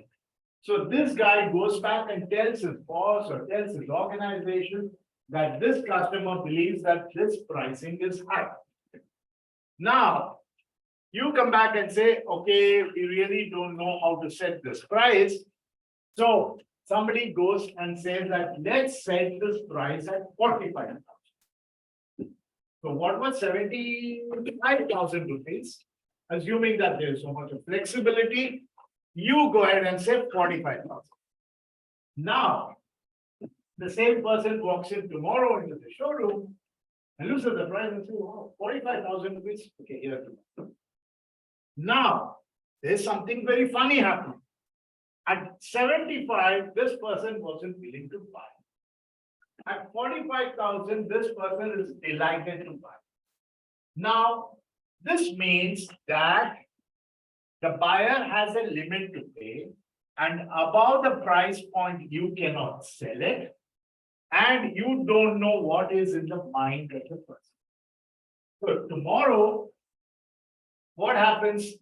You need to know what is the threshold of that buyer. Now, I am saying one buyer, but this could be a statistical analysis of 100,000 or 50,000 buyers. You work on it just for the conversation. So let's say the buyer has a limit of 50,000. So had you set the price of your computer at 49,999, she would have bought it. If you set it at 51, she would not have. I mean, hypothetically, a rupee one could make a difference. So now you unfortunately set it at 45,000. What are you doing? You are leaving money on the table. That means that person came with 50,000 rupees in the pocket, willing to give all of this to you. And unfortunately for you, you were not able to grab all of it. You left back 5,000 rupees in the table. Now that's bad. That's bad from a business point of view. So what would anybody do? What would anybody do? You need to somehow get to think that deeply. So now in a typical situation like this, how do you guess the physical or the virtual threshold that the customer has put on it? You don't know it's 45 or 50. So what do? Let's say you sell the laptop. The next obvious question you will ask is, would you like to take an AMC? Will you take an AMC? How much is that AMC? Or that AMC is actually 4 triple that. That's exactly what I wanted. That's 50,000 rupees on my pocket. So that way you are trying to get as close as possible, or you have done it in the case of your mobile. The guy will say, do you want a mobile cover, or do you want an accessory, or do this? But the conversation doesn't really end here. So now you know that a customer is willing to pay up to 50,000, assuming that this individual is perfect, statistically the most perfect customer. So tomorrow, what they are going to do is to include the cost of the warranty into the computer, bring it up to 50. So that brings you to a level of your expectation, and now push the customer to spend an additional 2,000 or 3,000 rupees on maybe some accessory. So every customer has what is known as the willingness to pay, and your conversation is to make sure that there is no money left at the table. Get the point? To push us the conversation further. You got this right. Let us then move to another subject. There's an explanation for you. This margin is something that I'm not going to get too deeply involved, because margin, I think, is very simple. So now let's look at another conversation. How do you like to price this product? Tell me. If you price it at $10, you can sell 100. You price it at $2, you can sell 2,000. What do you want to price it? You want to price it at $2? 5? 2, 5, 7, 2.5, everybody happy. No? How much profit are they? This is incomplete information. What is the investment? Perfect. So this is incomplete information. So now I have got a cost here. Now it costs $1 to make. If I sell it at $10, I sell how many? 100. So how much profit do I make? 90. And I'm just saying, assuming that you sold at $2 and you sold this, you made 1,000. So she said 5, probably she's got the best business acumen. So you go sell it at 300.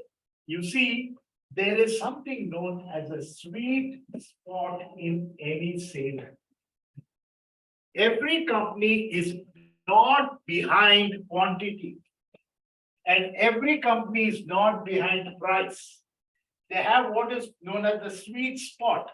That one sweet spot wherein you have the highest profitability that can be achieved, given your cost is all the same and how you play around.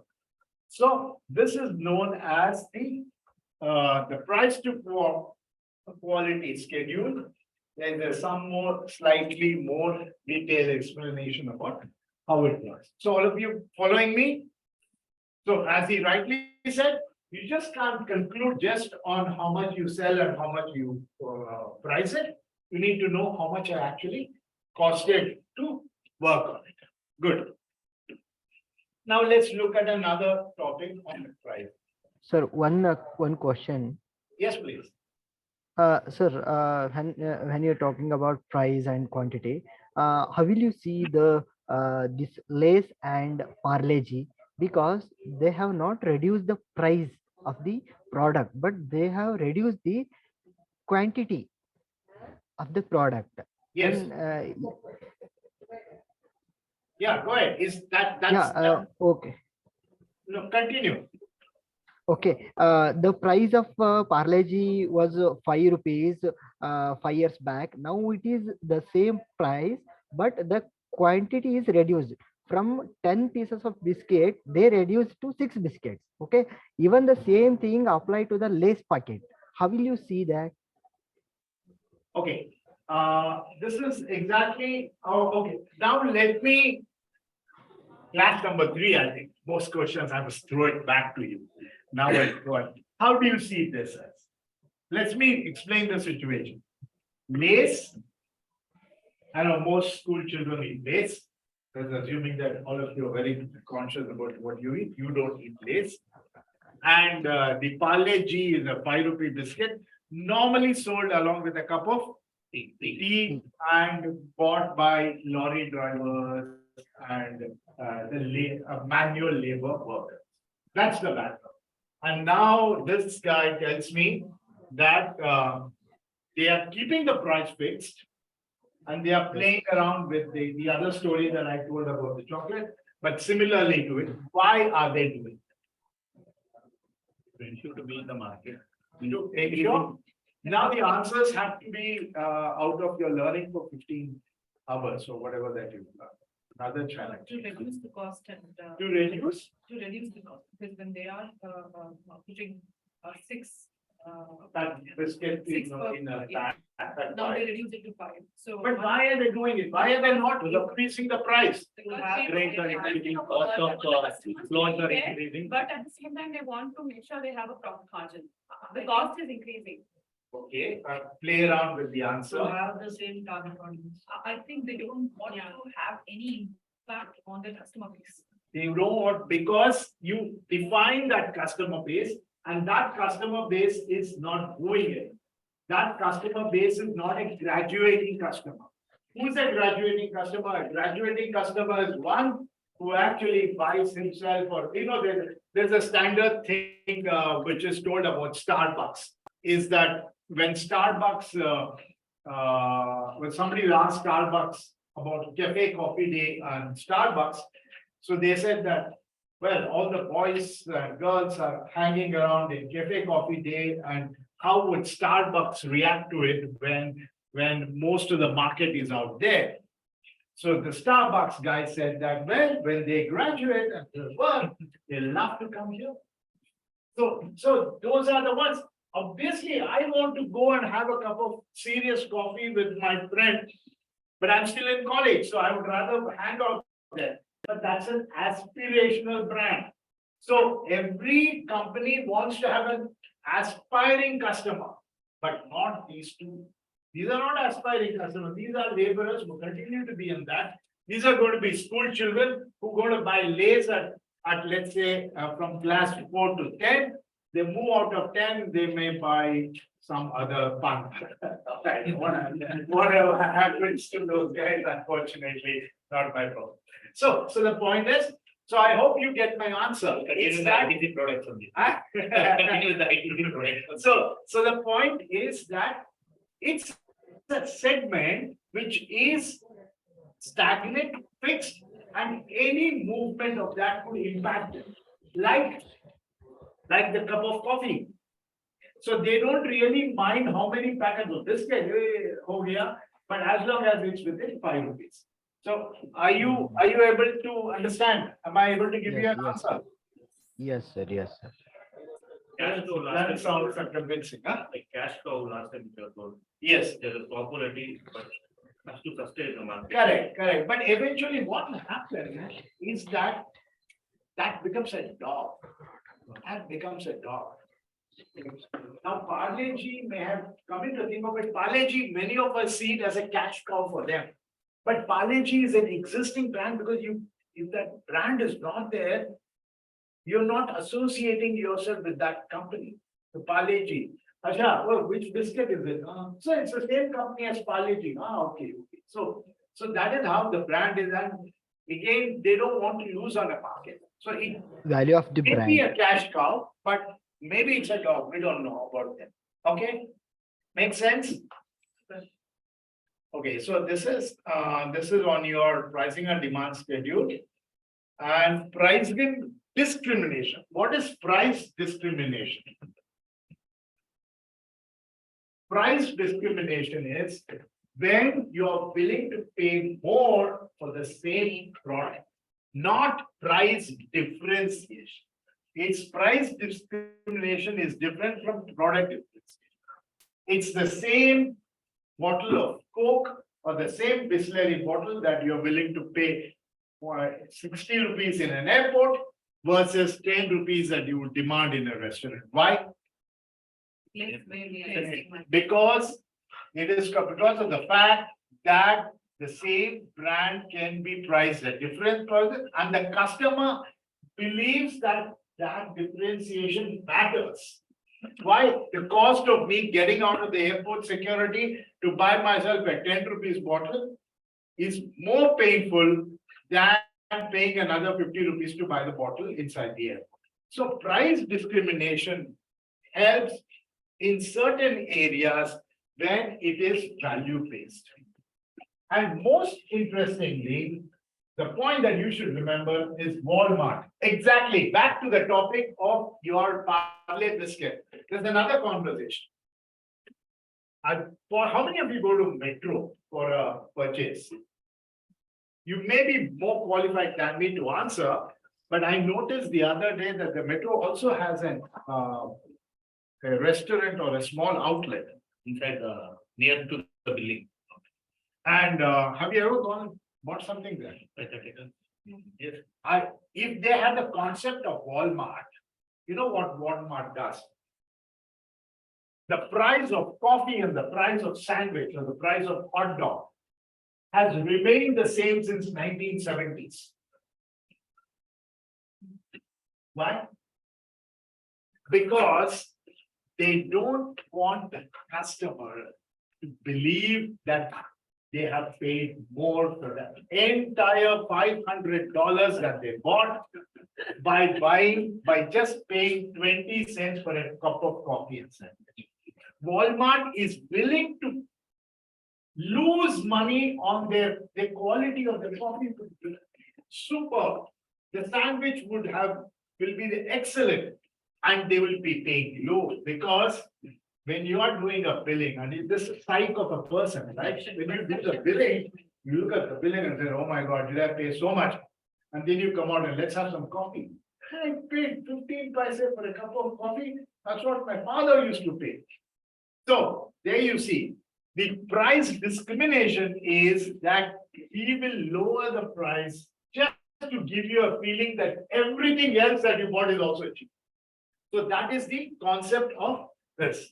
So price discrimination is when you believe that the seller is entitled to give you at a higher price and you're willing to value that higher price.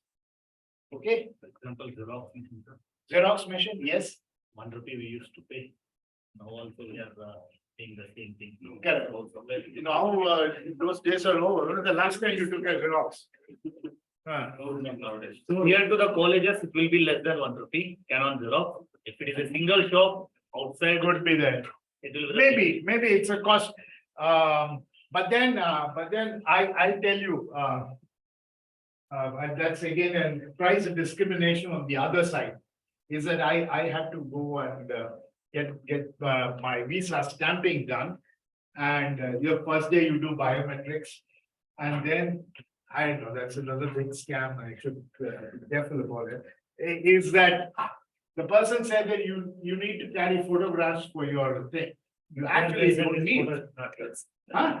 After going there, they say this photo doesn't look like you, go and have a new photo. Yeah, but and so there is a photo shop right below in Chennai.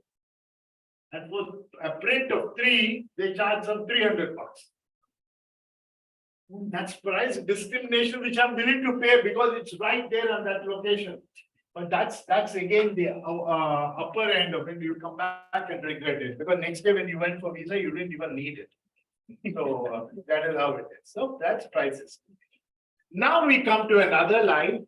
Remember, all these I'm running through because there are things to cover. I'm going to go slow on any point that you believe I should go slow, like we've been going so.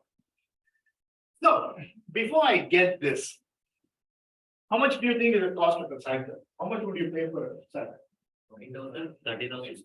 30,000, 6,000, 5,000, Depends on 10,000, depends on what size that. who's buying it. Okay, now I know your name, Arati, right? So how much will you pay for it?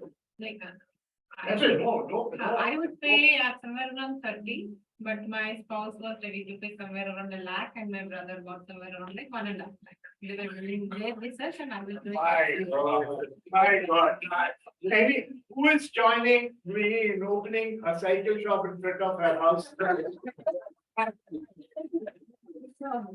So you see the point is 6,000, 25,000, 1 lakh, 2 lakh is almost like building auction. And see, let's say I told you that the new brand of cycle is whichever model called Mega. Mega is available for 5,000. That's it. I have one cycle, one model number available for 5,000. I will never be able to sell it. Because just like how each individual has a mental idea of what the product is, still the cycle, it still does the same job, it's still a manual labor, and it does that. Incidentally, cycle is a very, very important line of conversation. I'd like to tell you about it. It's deviating from our point of discussion. So, Steve Jobs wanted to name his computer a cycle. Steve Jobs said that he wanted to name his computer a cycle. The reason? Anybody can help me complete this point? आपको translation कर सकते हैं, कोशिश करें. So why did he want to name it a cycle? He said, mankind or the human being or the Homo sapien is the only animal in terms of consumption of, I hope you can see it, consumption of calories versus efficiency. There is a bird, I don't know what the name of it, the gander or something, which actually flies, it flutters once and it flies for a few kilometers. The gander is the most efficient in terms of calorie consumption or power to performance ratio, as you would call it. And man is actually somewhere here. Very bad. Actually, not here. Somewhere here. Very bad. High consumption and low efficiency. Till he invented the cycle. The moment he invented the cycle, he became super efficient to actually land up here. So mankind is the only one who can invent two things which can improve his own performance and efficiency. So similarly, all of you, it's not true that you're born with certain capabilities and that's all. It is possible for you to add on capabilities to you. So he was so impressed by that scientific magazine which called that he was almost tempted to call his computers as cycle, and you can Google it out and find it. So anyway, so the idea is that each one of them have a certain limit of mental framework on how the product should be. So in a product line, you need to offer a variety of products. The difference between this and this could be just marginal. The difference between the 5,000 and the 14,000 may be something somebody would understand, but may not be high in terms of efficiency or overall. But the wide span will allow a large spectrum of people, right from her to him, to buy the product. So that is what is known as product line pricing. That's why you will see all cars will have GLS, XLS, so many fine prints between the two. And somebody will say, I was very smart. I didn't buy the most high-end model. I bought one lower. Because it's all to do with the psyche of the thing. And I'm sure you want to add something to it. Yes, please. Highest pricing is Benz cycle. Flat. She has it. Correct. No, but then, yeah, of course. But then jokes apart, they give you much more to it. You know, there is a. But then the point is not buying it, keeping it safe. More cycles are stolen than. Yes. Yeah. I have a neighbor, in my neighborhood. Firefox cycle, the most stolen cycles in Bangalore is Firefox. I have of course, this is a management course, so we can mediate our conversation. I have a cousin who is a nephew rather, who is in Denmark, and he's staying there. And one fine day, he went to the police station to complain that my cycle is gone. Actually, not his cycle. 30 odd cycles. They have taken the cycle stand itself. They said, what can we do? The guys who came overnight picked up the whole thing. Cycle robbery is very, very, very often. They have locked the cycle to cycle stand. And they have picked up the whole thing. So anyway, so that's the idea of product line pricing. Yes. Now, there's one more. Okay. Some batches get this fast, some batches take this long. Okay. Some like it hot, some like it cold, some like it. I thought you had kids at home. Not many are married, huh? Some like it hot, some like it cold, some like it in the pot, 3 days cold. You never heard this? Oh, maybe I have two older grannies then. Okay, that's come on, there was three teddy bears, they went for breakfast. Oh, you don't, how many have kids at home? No, come back tomorrow in the class and tell me that. Okay? The story of a small girl who gets lost. There's a mama bear, daddy bear, and Peppa Pig. I don't know, whatever. Come back and give me a report. Okay, so now tell me what is the story to do with pricing? Tell me what is the story? It says that you buy 3 Medimix, you get one more. That's 4 Medimix. So It's a savings mindset. sorry, it's a savings. Mindset, because buy 3 get 1 free, then you're saving on 1, because otherwise you have to shell out for 4. Okay, that's a good observation on the number, but more to it. It is perception building, they would have hyped the price and then said 1 free. No, sorry, we don't have. that. Besides, If the price is correct. There's no mischief. One person instead of buying one, they're buying 4. Exactly the question. Exactly the question. Why? Why? Okay, don't get there, get this. What, the same toothpaste, right? How do you react to this and how do you react to this? make the most of it, the customer. Because you're not giving anything, right? Because that's. Okay. Yeah, okay. So what would you do in the morning? In the morning, you get up and you notice this. You know, How would you react? Next day morning, you notice this on your. How would you react? People enjoy squeezing the packet. So no, put it back you in more proper terms. Tell me, how would you react? If you see this on your the bathroom sink or whatever that is, how would you react? Usually go for something In the which need is for buy. easier to use. I don't know. How would you? Simple. It's that you need to buy. Okay, that is good. Absolutely. You understand the need. Okay, usually I don't have logic behind this, but then if I see the first one, I always run to get a scissors so that I can cut it and use the ones. If mine. Yeah, but even before that, when you see that, what would you do? Even now, you take one step before you ran to the scissors.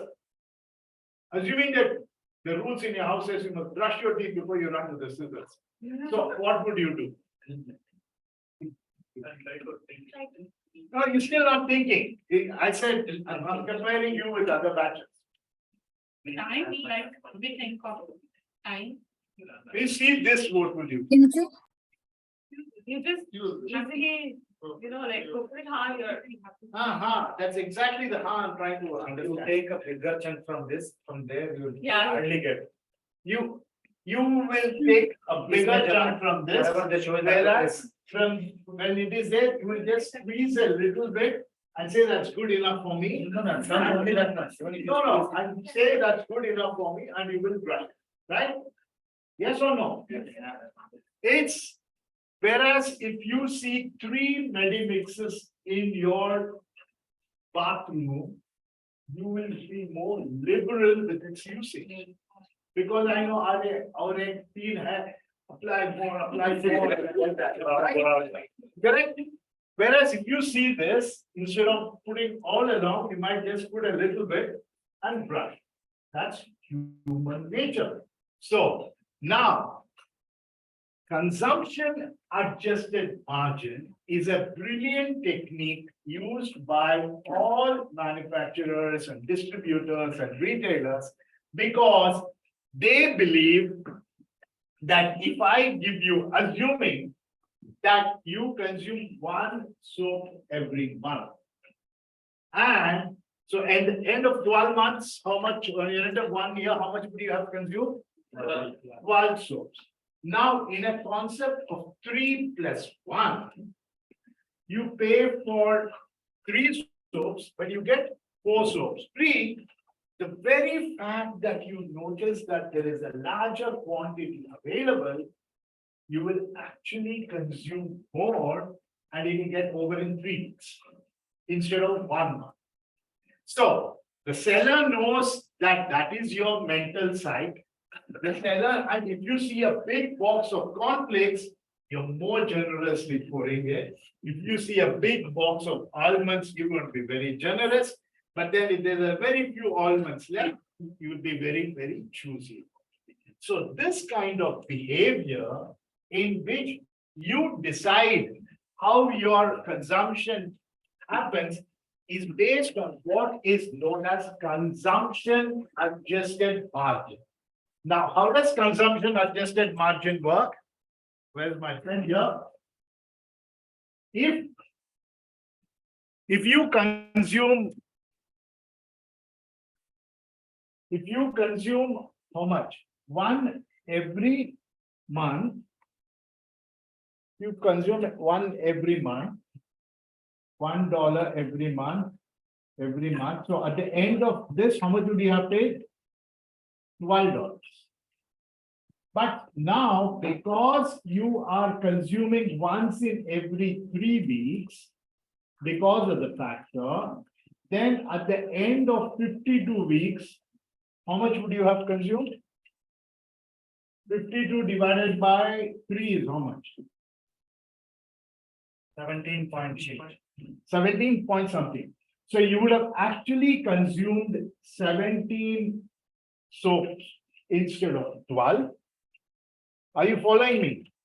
And hence, instead of charging you $12, actually, or instead of charging you 17, I can charge you $15 and still become more profitable. Follow it? So this is known as consumption adjusted margin, where the manufacturer pushes you to buy a larger quantity and you believe that you are benefiting from it, but in reality, they are benefiting because you're going to be consuming. Like if you have a tissue box on your car and it's a brand new tissue box, you're going to be pulling them out, right? Whereas they only last two, right? Tear it and give it to each other. So this is known as consumption. The quantity differentiated products lines upon the three principles that the largest products have the lower price and based on that. So it is how you consume. There's a formula to that. And that depends on how they look at it. And hence the consumption increases by 20%. Since the consumption increases by 20%, as long as I give you a 10% discount and the beneficiary.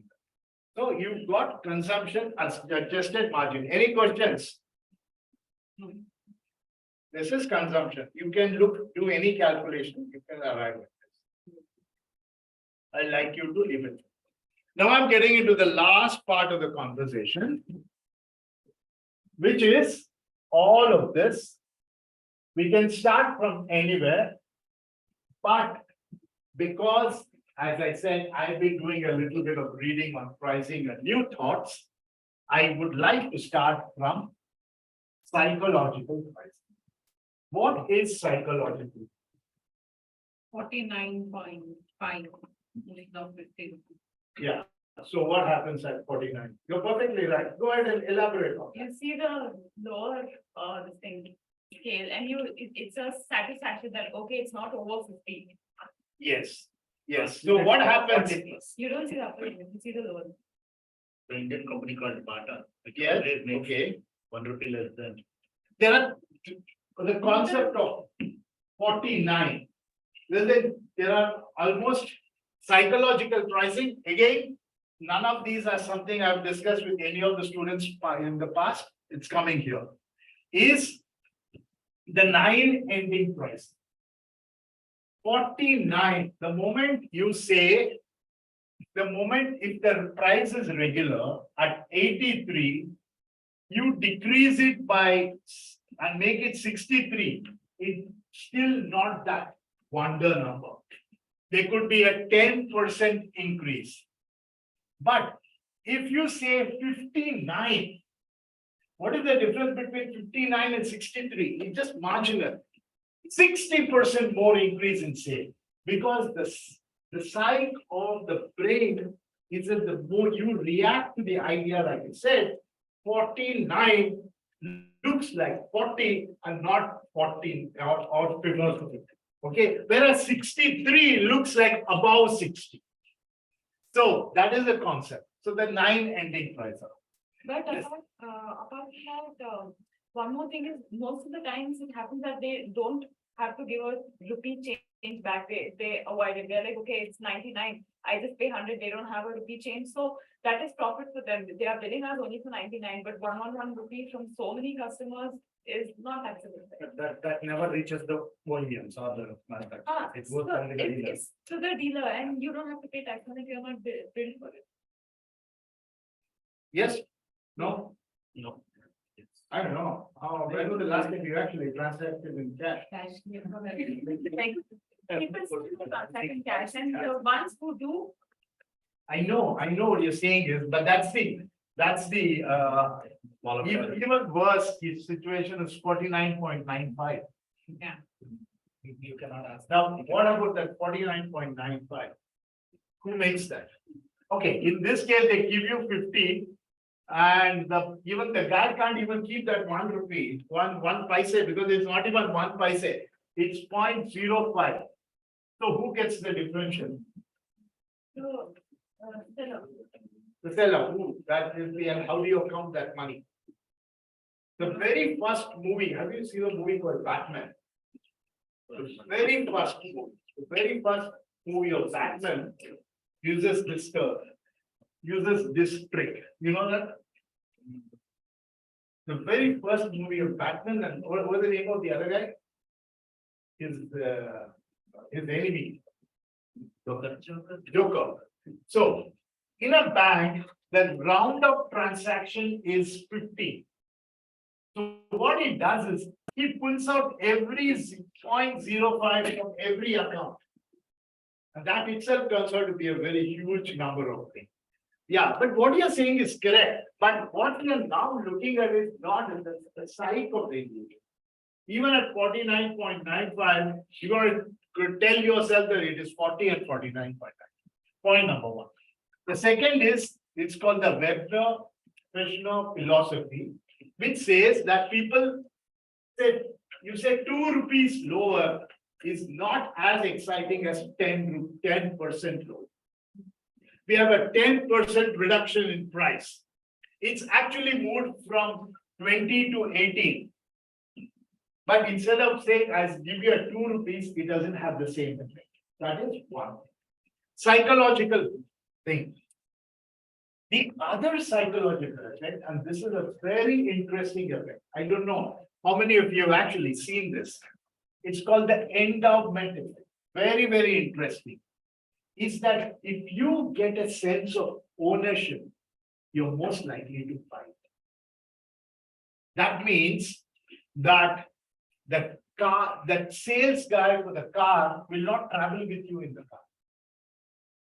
He will take your license and say, ma'am, do you know to drive? Yes, go drive on your own.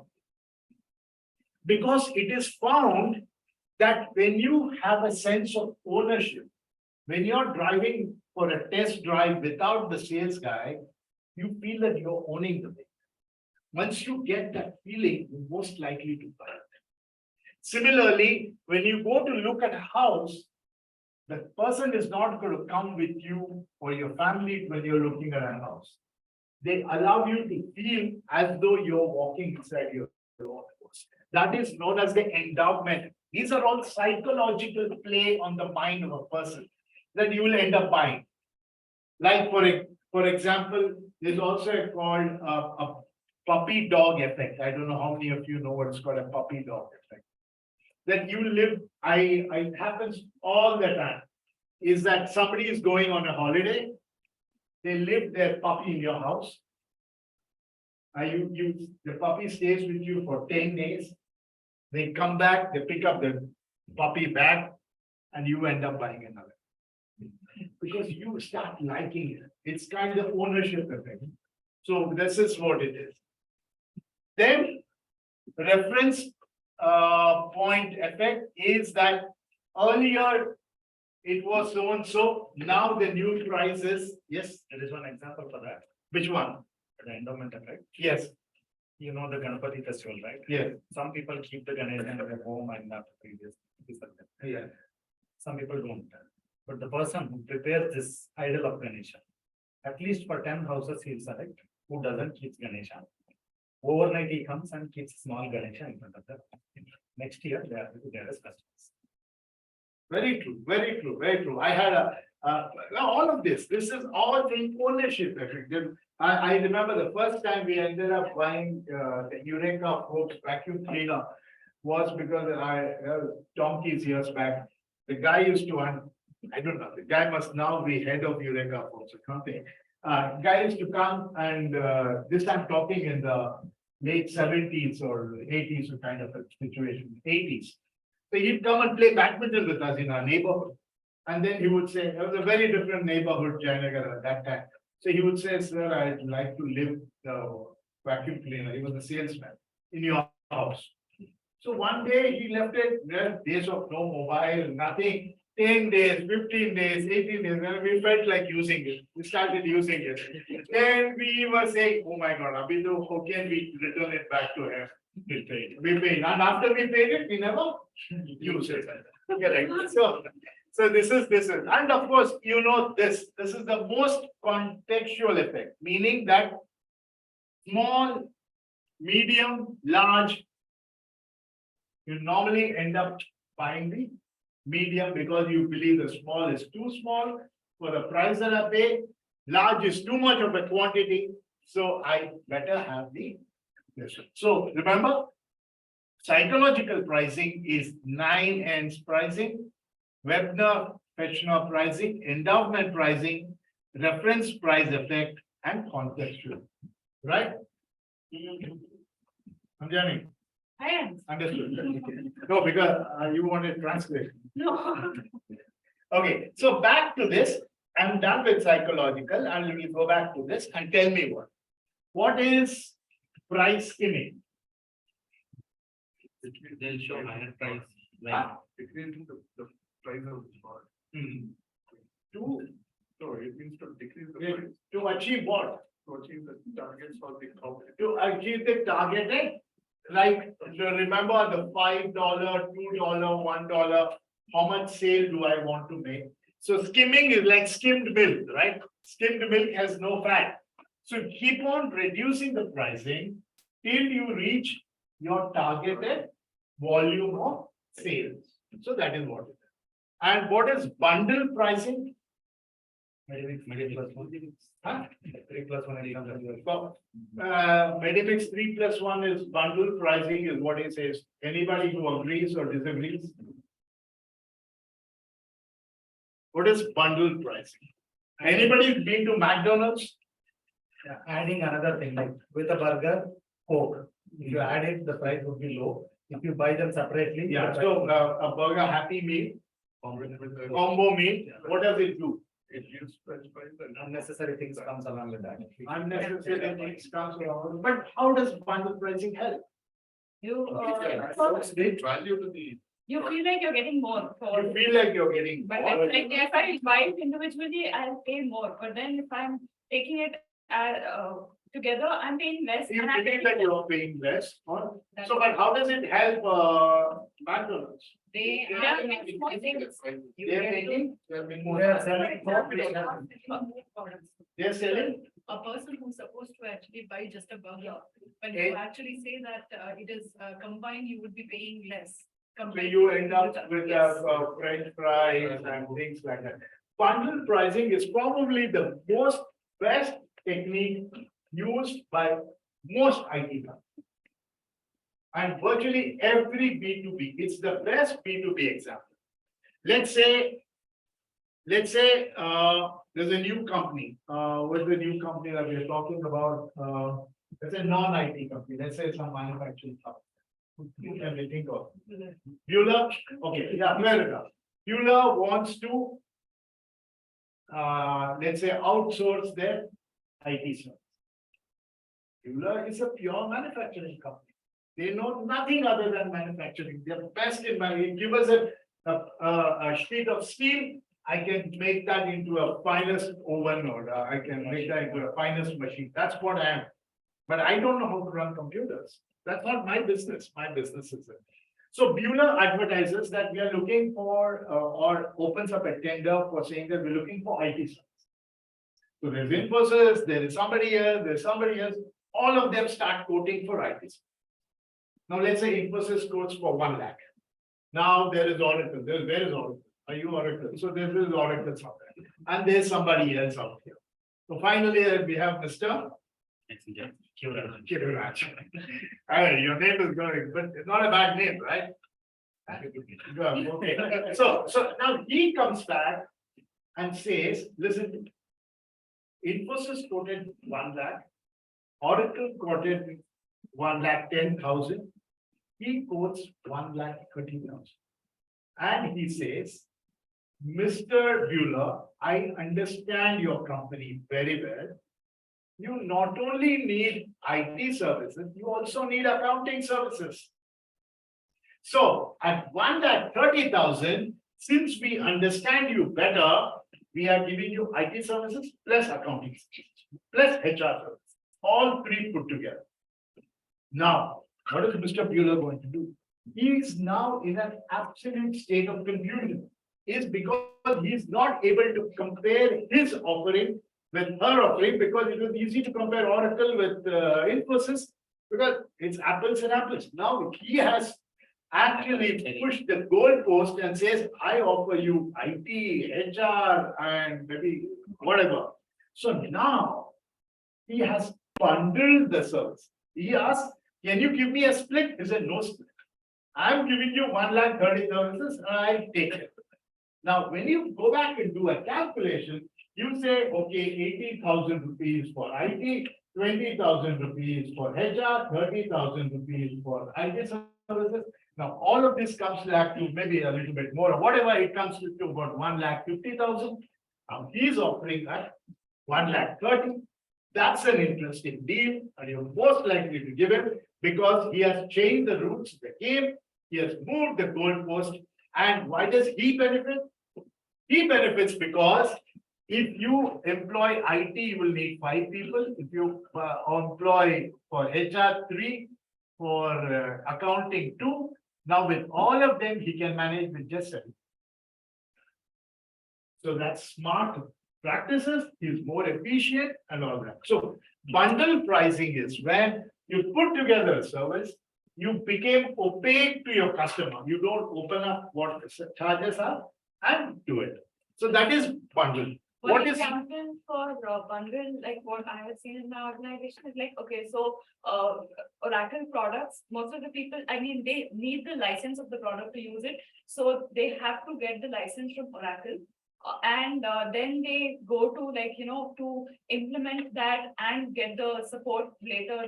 There are competitions like Infosys, Accenture and all that. So what Oracle will do is like, okay, we will give you the license also, then we will do the implementation and provide extended managed service support. Exactly, you're doing a and so- bundle solution. Yeah, What would have affected meaning signing 3 different contracts, yeah. signing 3 different SLAs, having 3 people to manage their invoicing. You have one headache, one management. And sometimes it's very, very, very effective, very, very. Yeah, and I prices used are to, lower than- when Microsoft started their offices just outside of the mainland businesses, they wanted their offices all to be connected over satellite. Because at that time, there was no reliable fiber to connect. So they went to our US company and said, listen, guys, we have our offices in these 20 countries. You take the responsibility. Oh, we don't even operate. We don't care whether you operate or not, you take it. Now, by bundle services, what happens? They need not know what is the pricing here. I dictate the pricing. So US pricing is always high. So I take the US pricing multiplied by 20 countries, but then the Indian pricing could be very, very low, but it's a risky business for me. I must get an Indian guy to manage the services. So sometimes it's very good even for the customer and even better if you know your product very well. So that is what is premium? What is premium service? Premium free, you're offering something free along with the. No, Buy one, like get for one. targeting the premium, targeting one particular audience, and you know that these people are going to go for a higher. The first month it is free to use Netflix, and then next month onwards, you have to pay that is premium model. I know, you decide, yeah, she's saying, what is premium? We don't bother, it keeps falling, and my job to do that. Okay, tell me, what is premium? No, premium is like. Premium. You get add-on products. You're using premium every day in your life. Every day you're using a premium product. The 20% extra, 10% extra. Every day you are using a premium product. Which is that? YouTube premium. YouTube premium. What is that?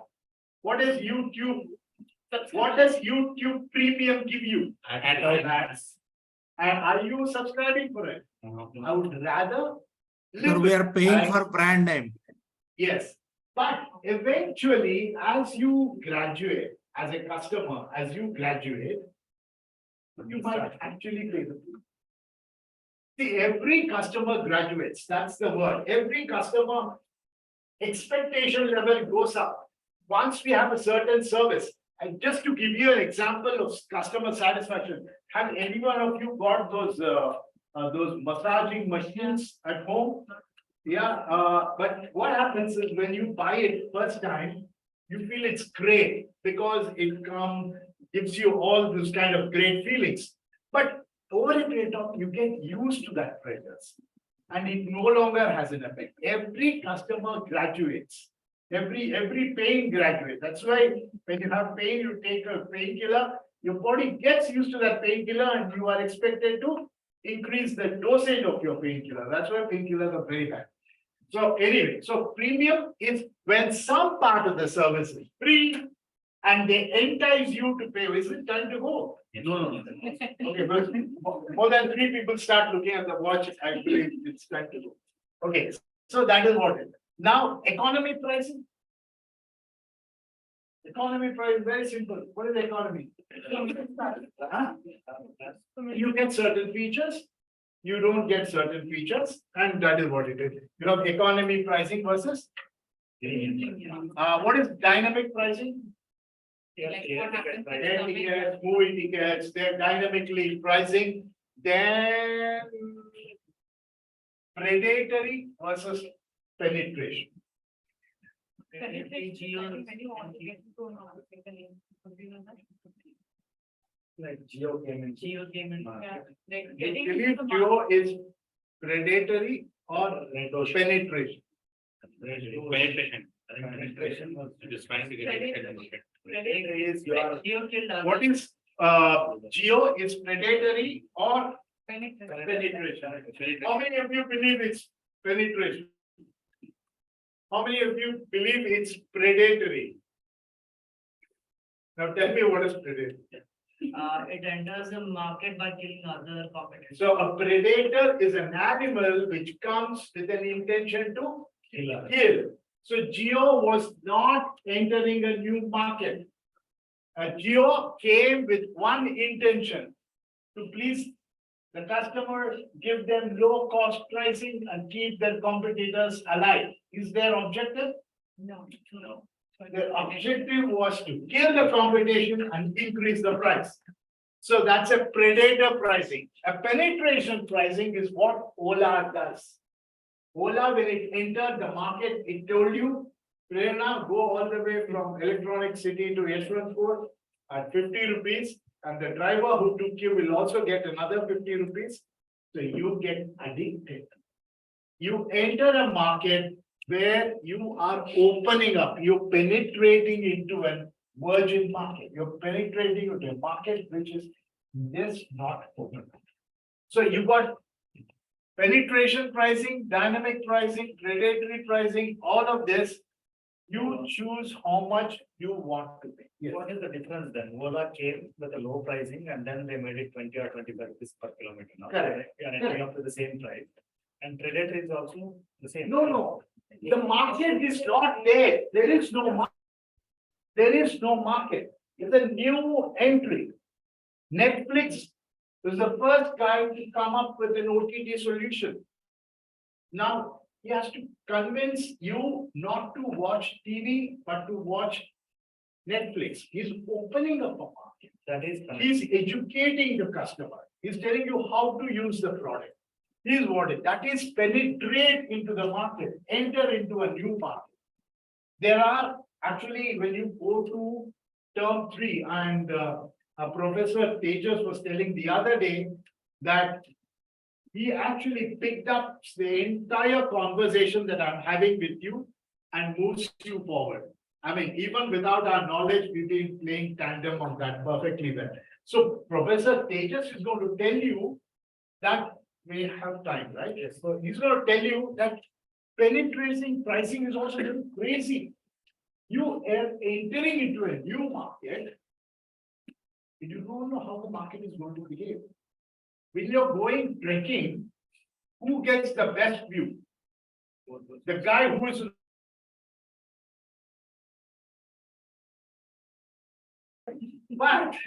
But jokes apart, the guy in the front is the one most likely to be eaten by the tiger or eaten by a predator animal. So a first mover advantage is there. The first mover, the Meru was the first mover, but he no longer the king, somebody else took up. So penetrative, for your information, is entering a market which just doesn't exist. Like the Ola and Uber, convincing the taxi drivers not to attach themselves to some tourist operators. Predatory is like the word kill somebody and it's perfectly. Now, you decide how much you want to pay. What is that kind of a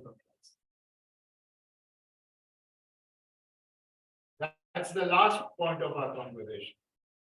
Maybe You decide. subscription like 2 rupees subscription, 5 rupees subscription, daily, monthly, Option. weekly. eBay had this, they show the product earlier when the eBay came in. They show you a watch and they say, you bid for this. You bid. That's an option. That's an option. That's how I decide I can only pay. 100 rupees. You might decide I want to, I will end up. Whoever says highest, Yeah. that's an option, that's an option. There are two types of options. Option is when the higher bidder gets it, is also the lowest bidder who gets it, right? When does the lowest bidder get? Mobile recharge. Mobile recharge is paid. No, this is very unique, this is very unique. That's why I kept it for the last. When does the lower bidder come? When does a lower bidder get? Tender. Then it's always L1. That is not option. That's called. No, option is when the highest bidder gets. Tendering is then lower. Lower bidder gets. There is two categories, L1 and L2. no. Sorry, L1. L1, what is this?